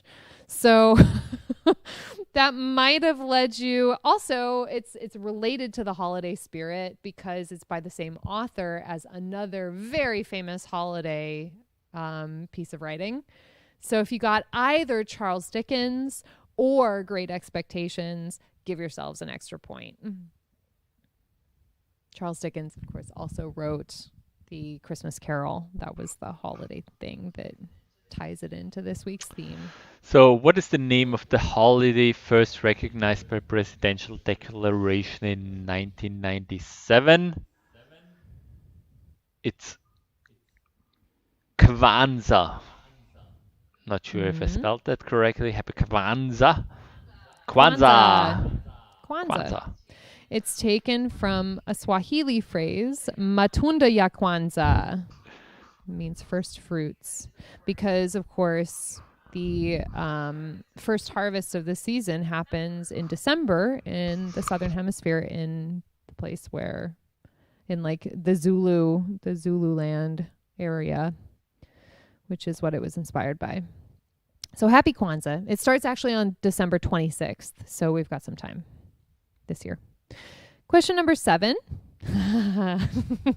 This is one of my favorite holiday songs. It's very melancholy, but I am a huge fan of Judy Garland. I loved all of her movies when I was growing up. Watched them all. And Meet Me in St. Louis is from 1944, tail end of the Second World War, when American troops were still overseas. And I found an example of RuPaul reenacting the famous scene from Meet Me in St. Louis. The answer to the question, what is the name of the song that she sings, is Have Yourself a Merry Little Christmas. And I included the original lyrics. This is an interesting kind of trajectory because when it was first written, it was far too specific and included references to moving to New York because her father was in New York and the father's not going to be there to celebrate Christmas with them and they miss him and they miss their family, etc. But then Judy Garland refused to sing those lyrics and they rewrote it as what you see on your screen, which is not what it's usually performed as today. It's much more kind of heartbreaking and slightly more appropriate for this year. So it includes, for instance, lines like, someday soon we all will be together if the fates allow. Until then, we'll have to muddle through somehow, right? And that's usually changed to hang the brightest star upon the highest bough. It was rewritten in order for like Frank Sinatra to sing it in the 50s. But yeah, Have Yourself a Merry Little Christmas. If you haven't seen Meet Me in St. Louis and you're looking for another Christmas movie to kind of fill the next week, I recommend it. So what is the animal that they put up in the Swedish town of Gävle? It's the Christmas Yule, the Yule goat or the Weihnachtsbock. Huge thing, And it's like 42 feet high. and there's a whole list of things that has been done to that poor thing. Yeah, poor thing has been vandalized nearly every year. that it's gone up. It's been burned down like 28 times or something since the first year that it was put up. They tried to put surveillance cameras up, and then hackers hacked into the surveillance system. And then they sprayed it with fire retardant chemicals, and then it rained and snowed, and the precipitation washed away the fire retardant, and then it got burned. There was one year where the guardsmen they actually employed guards, security guards, to watch it 24 hours a day. And then it was so cold that year that the guards had to duck into a restaurant for like 15 minutes to warm up because it was like after midnight and they were freezing. And that's when someone lit it on fire. So, so it's a crime. It happens nearly every year that it's lit on fire, but they still prosecute these people as arsonists because it's not allowed. But that's the Yule Bach. Question number 9, we were looking for the Christmas tradition that was first popularized by Grover Cleveland in the United States, but now is the source of huge amount of energy expenditure every year. And of course, that is Christmas lights. So just the lighting of people's private houses accounts for about the same energy consumption as the entire country of El Salvador uses in a single year. It's also like Christmas lights have other drawbacks as well. For instance, their wires are unshielded, so that means that they generate this weak electromagnetic field that can interfere with your Wi-Fi and your remote control. So a lot of tech companies report much higher incidences of people calling them out for help because they're mystified over why their remote control doesn't work or why their Wi-Fi keeps going down because of these unshielded wires. Also, if you haven't been to the US around Christmas and haven't seen it, some of those houses are like basically decked out completely in lights, and it's like insane. Like the whole house is lit up, like every single surface is like lit up, and you go like, what the F? It's like, yeah. It's an experience if you haven't been there. I went with Mary and John, actually, who are tuning in this evening. You guys took me to, there are entire streets in the United States that kind of agree that they're all going to deck out their houses, and people come from all over the place. They drive down that street and look at all just of the remember that house houses. in, what was it, in I think we were in Santa Cruz, yes. Yeah, it was the crazy thing about that was that it was the only one on the like block completely that was lit decked up, out. but completely lit up and dark everywhere else. Yeah, that was at an Airbnb in Potent potables. What is the name of the plant? It's also a cocktail, I guess. Very still popular plant in Austria. Weihnachtsstern oder Poinsettia. Poinsettia. It's named after Joel Roberts Poinsett, who was an amateur botanist and the first U.S. minister to Mexico. And he brought back a bunch of them, so the name it became popularized by in the United States was poinsettia. They're actually, this really surprised me to learn, they're not actually toxic. I worked as a florist all through college, and it was drilled into my brain, tell everybody who buys a poinsettia not to keep to keep it away from their cats because it's really toxic. It can kill pets. But in fact, that is an urban legend. They're not any more toxic than a lot of other houseplants. It's just, apparently there was this urban legend from the 1920s where this toddler died from eating poinsettia leaves, and it is not based in fact, but has a long life. So, question number 11. We were looking for the name of the saint, the well-known name of the saint who saved a couple of boys from being pickled by a butcher. He reanimated them and was this mysterious secret gifter who would chuck money through the windows, and now is the patron saint of prostitutes and children as a result of these efforts. That's St. Nicholas. Jolly old St. Nicholas. There are a couple of St. Nics in the Catholic canon, but the one that is largely assumed to be the originator of the St. Nicholas Christmas legend is this St. Nicholas of Myra, the Bishop of Myra. Okay. Question number 12. That was our music submission by Meredith on her ukulele this week. And we had a question named the saint that lends her name to this song, or basically what is the song, and then a bonus question. And so the song was Saint Lucia. Thank you, Meredith, for that. And the song's original lyrics extol the beauty of a specific coastal town. So from which country does the song originate? It's Italy.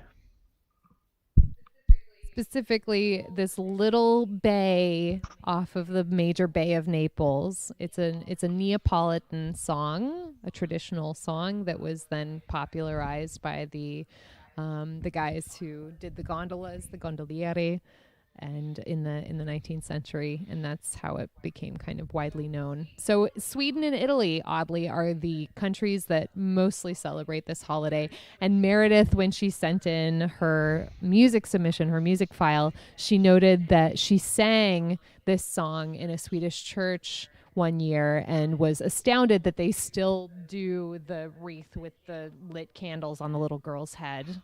So apparently that's doesn't concern anybody about being a fire hazard for the child. But wax in your why hair, the I wreath guess. on the head? Yeah, wax is good for your hair, sure.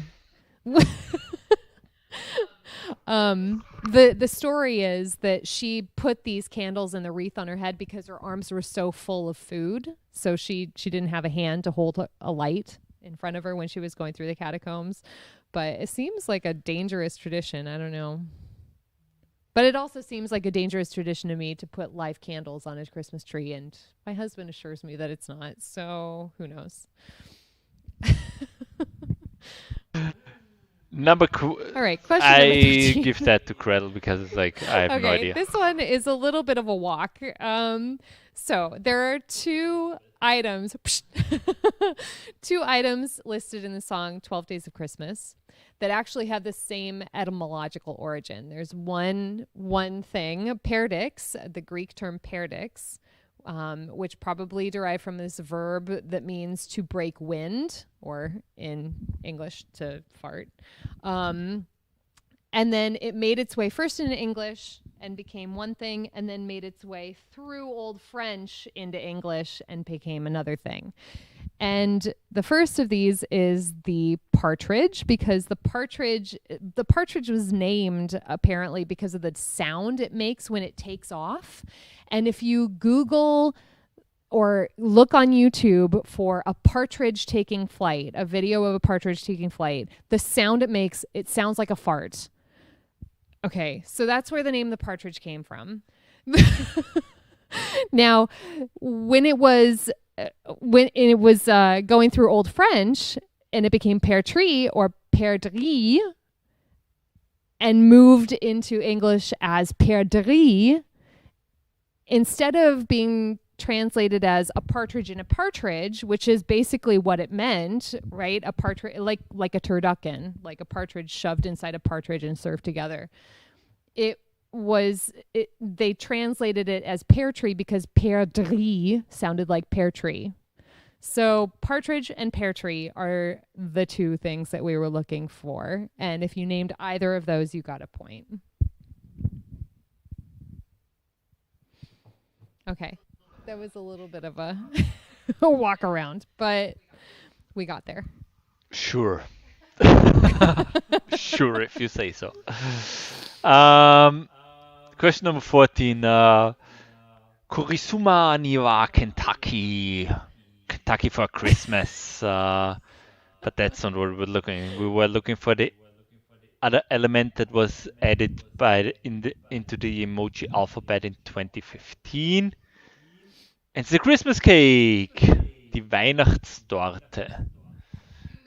You may think it's just a strawberry shortcake, but actually it's a Japanese Christmas tradition to serve this type of sponge cake with whipping cream in between the layers and strawberries on the top. It has a very specific Christmas connotations in Japan. So often you'll see both of these emojis used along with the present emoji and the Christmas tree emoji. So along with fried chicken, Christmas torta, the Christmas cake. Okay, question number 15. We were looking for the thing that the bandits did to the house before they left, and we gave you a little clue. Basically, they took inspiration from the wet bandits in Home Alone. And if you remember that movie, you'll remember that Marv, in particular, liked to plug all of the drains and turn all the faucets on to flood the house. That's where they got their name, the wet 1990. bandits. Yeah. Damn. 30 years ago. Damn. Yep. Okay, question number 16 was about a layer, a retroreflective layer in the back of the eye of an ungulate that lives in the northern hemisphere and gives it particularly good night vision. So if you've ever taken a photo of a cat or a dog, for instance, at night, you'll see that they have that tapetum lucidum in their eye that makes it look like it's shining blue or green or whatever. And there's this herd animal, an ungulate, that has a similar eye, but it develops bigger in the wintertime. And that was a little clue, actually, because that might have led you to believe, oh, well, okay, well, it must be dark in the wintertime because they would need night vision for longer in the winter. So during the winter, the nights are longer. Must be northern hemisphere. It's a reindeer, which means that Rudolph would not have needed a bright red nose to light his way. He would have seen perfectly well in the dark with just his normal eyes. So interestingly, because they have such good night vision, reindeer have been used in Russia and in Finland by the police to pull sleighs that go out in the wintertime at night and when it's dark out, because it's faster to get places on reindeer pulled sleighs than it is to get there with cars and automobiles or whatever. So, reindeer. Question number 17. 17.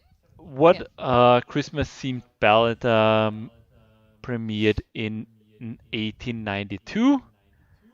It was the Nutcracker oder der Nussknacker. Not popular when it first premiered. Probably due to the fact that a lot of the people didn't like the fact that there were children's roles. They expected a higher quality of ballet performance, and they were kind of impatient with the lesser quality of ballet that the children were able to perform. So it was performed in combination with his last opera, Jolanta, and Jolanta got a much better review. So kind of a mystery as to why it has endured since then. Question number 18. We were looking for the figure that is part of every complete Catalan creche or nativity scene. It's a guy, El Caganer, who is crapping, the crapper. He's defecating in the corner. You can buy these little figurines when you go to Catalonia, and they come in all kinds of different. They're all kinds of like famous figures. You can get like a Margaret Thatcher one. You can get a Donald Trump one. You can get like Prince. You can get like all kinds of Disney characters. But they're a very scatological, kind of sensible people. They call the Yule log the shit log. And they have songs that they sing around it. A couple of the lyrics I've got in front of me: shit log, shit nuggets, hazelnuts and motto cheese. If you don't shit well, I'll hit you with a stick. Shit log is what they sing around the Yule log. And then instead of Mahlzeit or Bon Appetit, before they eat a meal, they say Mange bé, caja fort, y no tinguis por la mort. Eat well, shit hard, and don't fear death. Yeah, so defecating in the corner. All right, I'm a little bit worried about the formatting of this, so we'll see if it works out. It's a different format, I noticed, than when I sent it to him. So we'll see if it's clear or not. And But I'm sure question we're gonna 19 get some comments in the chat right now. Possibly. Okay, so we've gone step by step. We want you to multiply both sides by r squared in order to get it out of the denominator, right? And simplify things. Step 2, we cancel out the natural log by putting the base number e on both sides, right? So e to the r squared y equals e to the natural log of x over m minus es. That e to the natural log cancels out. Then that gives us what you see on the following slide. In step 3, we multiply both sides by m, which means we have m times e to the r squared y equals, the m's cancel out and we get an x minus mas. And then you expand the r squared. Oh my god! It's magic! It's Merry Christmas. Xmas. Merry Christmas. Oh my god. Magic. It's math magic. Okay. Question number 20. Go for it. So what was the next line? Thank you, Anthony, for that. And what does the line mean? Who is referring it to? So the next line is, and pretend that he's Parson Brown. And there was a bonus question if you could tell us what is that Parson means. Brown? Who exactly that refers to. And the answer is that Parson Brown is like a general generic term, like the John Doe of priests who can perform marriage, right? So the idea being you go in and present yourself with your honey in front of a snowman who you're pretending is the local priest who can perform marriage rites. Thank you, Anthony, for that submission. I was very impressed by the quality of the video with you playing on the one side and then the scrolling lyrics. Brought me back to the sing-alongs of Mary Poppins that I went to in the theater when I was a kid. Nicely done. Very nicely done. Oh boy. So, question 21. Who was the sun god believed by his devotees to have died for the sins of mortals before being resurrected? Blah, yada, yada, yada. Mithras. Yep. Mithras was very popularly celebrated here in the Danube River Valley, actually. He was a big deal in the first through 4th centuries AD, right around the time when Christianity was coming about and growing. He also had 12 disciples. He also shared a last meal with them before dying. He's also depicted with a halo around his head. His followers also gave gifts on December 25th. Wonder who took, his took followers something from whom. Yeah. The leader of the cult of Mithras is called the Papa. And the geographic location, the nexus of their religion was Vatican, in the Vatican City on the Vatican Hill. So I'd say coincidence. Yeah, total coincidence. Clearly.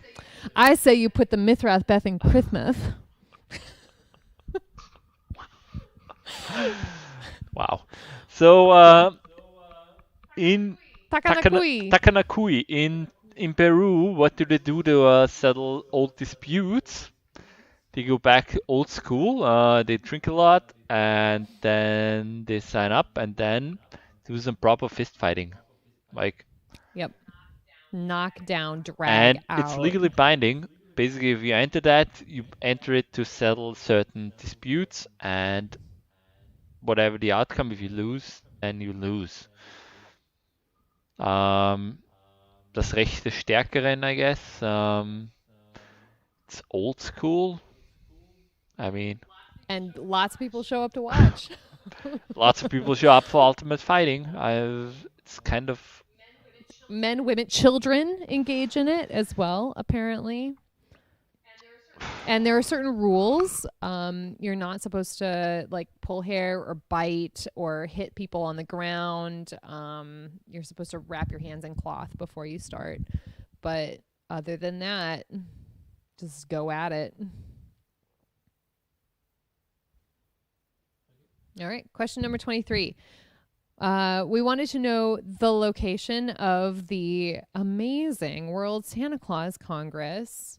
And it just happens to be also the location of the world's oldest amusement park, which means that we've got some awesome pictures of Santas on roller coasters from Bakken in Denmark. Just in Copenhagen, on the edge of Copenhagen, I think, is this world's oldest amusement park. And that's where these thousands of Santas gather every year. And they take a picture and they have all kinds of conferences and talk about making toys and delivering them to all of the children on Christmas Eve.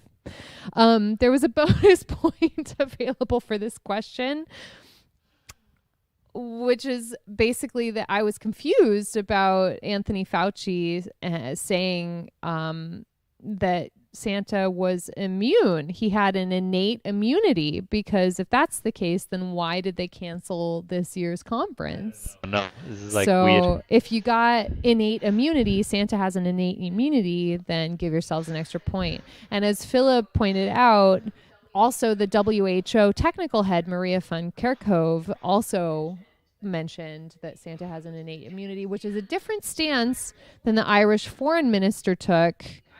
The Irish foreign minister said that he's an essential worker, and in order to reduce the danger of transmission, children should stay 6 feet away, and the best would be in their beds. Okay, but here's the asleep real deal. Like, when he who visits. cares about Santa? Like, Christkindl is bringing my presents. Whoa. Like, who cares about Santa? Like, what about Christkindl? You know what? But there's no Christkindl questions in this quiz. Yeah, but I'm concerned about my presents. I want my. Well, we've got lots of windows, so the Christkindl will come in. Don't worry. That's assuming you've been good enough to Question get number presents this year. 24. What were the first two instruments which have been smuggled into space to play jingle bells? It was a harmonica and a slide bells. Sleigh bells, eine Mundharmonika oder Schlittenglocken. So if you have Mundharmonika und Glocken, that's fine. Yeah. This is a type of harmonica. It's only like 2 inches long. It's like that big. So it's really easy to smuggle in your spacesuit, apparently. And when they played it, you can go on YouTube and actually listen to the transmission. It's really charming. And it's answered by Gemini 7, who is right nearby. And that was the purpose of the Gemini missions, is that they could rendezvous in space. And Gemini 7 with Jim Lovell is like right, only a couple 100 feet away in a different capsule. And he confirmed the sighting and said that it must be a command module and 8 smaller modules in front. And the pilot of the command module looked like he was wearing a red suit. So, yeah. Question 25. Why was Sand removed from the Forbes fictional 15? 15. Ops. The answer? Clearly, it's because Santa's real. Duh. He can't be on a list of fictional characters if he's real. So, Duh. yeah. But right? also, name one of the characters that appear in the top 5 slots of the most recent, which is 2013 Forbes Fictional 15 of the world's wealthiest fictional characters. If you got any one of the ones listed down below or pictured down below, give yourselves an extra point. These include Scrooge McDuck, or Dagobert Duck for our German and Austrian The proper name, viewers. Dagobert Duck. Scrooge. Smaug from The Hobbit. Yeah. The one in the corner, in the bottom right corner, his name is Carlisle Cullen, and he's from the Twilight franchise. He's that rich? I have What? no idea who this is. Apparently. Interesting. Never. Yeah. Tony Stark is right up there, and then Charles Foster Kane from Citizen Kane is number 5. And these change every year, or they did change until 2013 when Forbes stopped publishing the list. Also among the top, there have been characters like Daddy Warbucks, for instance. He was the number 1 in 2006. Charles Montgomery Burns was number 2 in 2006. Richie Rich, Jed Clampett, Jabba the Hutt, Mr. Monopoly, Bruce Wayne, Tywin Lannister, Christian Grey, Lara Croft, Lady Mary Crawley from Downton Abbey recently. The guy from 2.5 Men, who's apparently very wealthy, Lucius Malfoy, and my favorite, the fictional prince of Nigeria who sent out all of those emails in the 1990s. He's on the list too. So, send us your score. Tally up what you got right. And we have no idea how many possible points there were this time because we were just giving out points left and right. So fill in the table with your name, score, and your preferred charity, and we will get back to you within the next couple of minutes once we have an idea of where you guys are at score-wise. All right.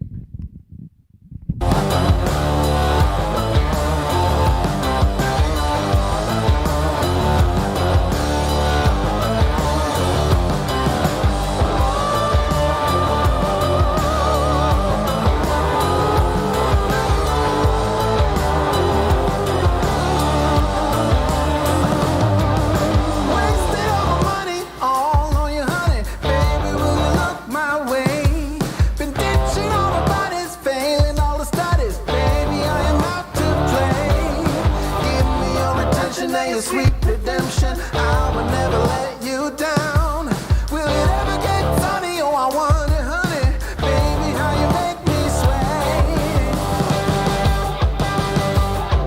You say you will, I'm calling your addictive brain. You say you will, yeah, I'm causing the obsessive mind. You say you will, I'm calling your addictive brain.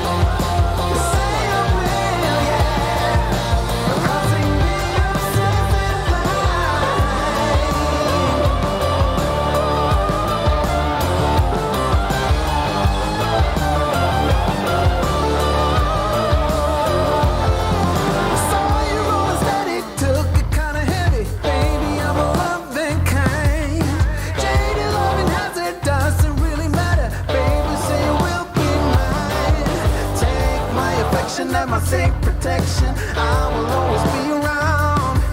Will it ever get sunny? Oh, I wonder, honey, I'm tired of being in the line. You say you will, I'm calling your addictive brain. You say you will, yeah, I'm causing the obsessive mind. You say you will, I'm calling your addictive brain. You say you will, yeah.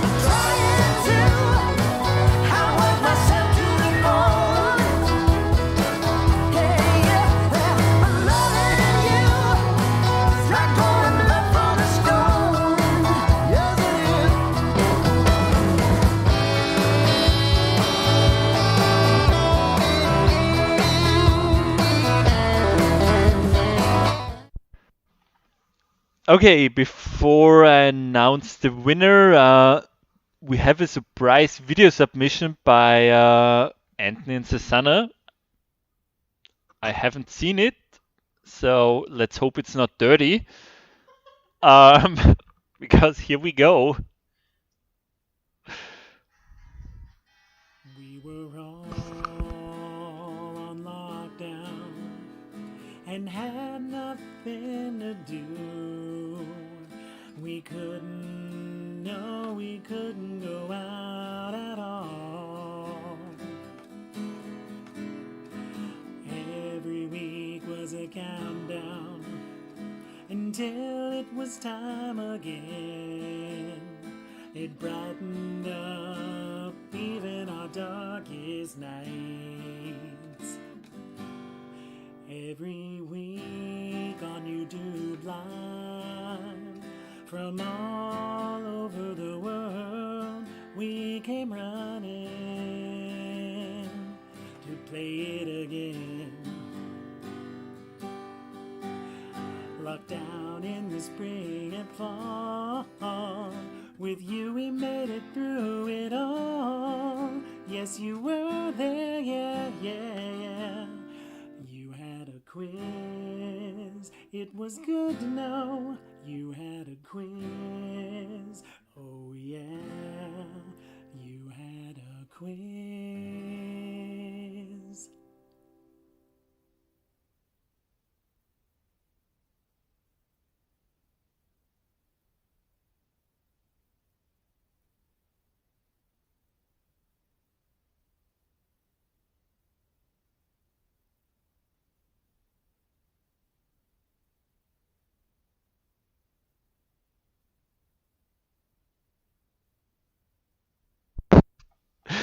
Oh, thank you, Susanna and Anthony. Um, Sorry that it was on in the corner, but they told me I was not supposed to look at it before, so I just played it and couldn't make sure it's in the right format. It was awesome. Aw. Thank you guys. It's really sweet.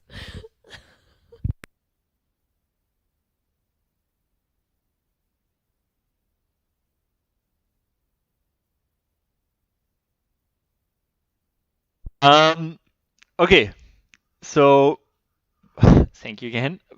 But this week's winner, let me check. There hasn't been any changes. No, there hasn't been. This week's winners are. Drum roll. Let me make this a little bit bigger. Why doesn't it make it bigger? And the winner is. It was the incubation period before Christmas with 39 points. Oh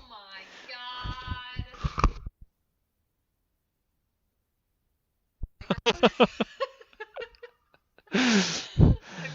Wow, I honestly don't know how many points there were available this quiz. That's a solid showing. That's a Holy solid crap. showing.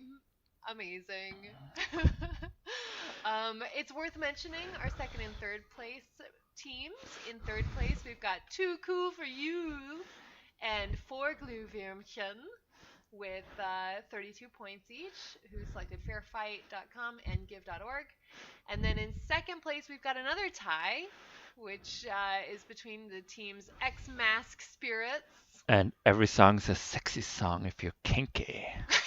Yeah. Who suggested Licht ins Dunkel and Licht ins Dunkle. ins Dunkle, yeah, and the Hamburger Tafel. But our number one team this week was the incubation period before Christmas with 39 points. Mike, Marcia, Margot, Molly, Sarah, James, Ellen, John, Patrick, Joey, Amanda, and Dave chose Food Bank of the Rockies. And we will put the URL in the description below the video, as we always do. This is a charity that... I think we had them like, what, 2 weeks ago? Yeah, I think so. And they are geared towards helping people with food insecurity. So they accept food donations and figure out how to distribute food to people who are suffering food insecurity at the moment, and that's a lot of people at the moment. So really fantastic, worthwhile cause. Please consider donating if you enjoyed this evening. We have had a really amazing, enjoyable time with you guys over the past 2 seasons, and we want to thank you for being with us over these 19 episodes. Yep. Yeah. Thanks for coming back every week. Thanks for passing it on and bringing in your friends and making it kind of a communal experience. We've really enjoyed spending this lockdown time with all of you. So we want to wish you just Happy holidays. a very, very happy holidays. holidays. And if you had a good time too, don't forget, please donate to the winning charity. That would mean a lot to us. That's what the winner gets, is to like announce his charity, and hopefully all the participants choose to donate €5, $5 to that charity. €5, $5 isn't that much, and I think for With the giving season, like hopefully you'll consider 3 hours of entertainment, that's not a too I steep think, price to pay. I don't know So if entertainment is a broad definition for what we're offering, Yeah. but I think it goes in there. So we hope you donate. And yeah, maybe we come back. Let's see how spring develops. The link, if you come up with any trivia questions that you think, hey, that would be a great trivia questions, the link to the submitting trivia questions will be the same throughout the next months, years, I guess. So if you ever come back and think, hey, I have a great question, please submit it. We're always on the lookout for new trivia good questions. content. Yeah, and we might see you guys again soon in the new year, depending on how things shake out with the lockdowns. So if it locks down again, we'll be there to encourage you to stay home and enjoy your evening, socially distanced, doing something charitable. Until then, happy holidays, einen guten Rutsch ins neue Jahr, and happy Easter. Happy Easter. Thank you for joining us. And maybe we'll see you soon. Bye, everyone. Bye.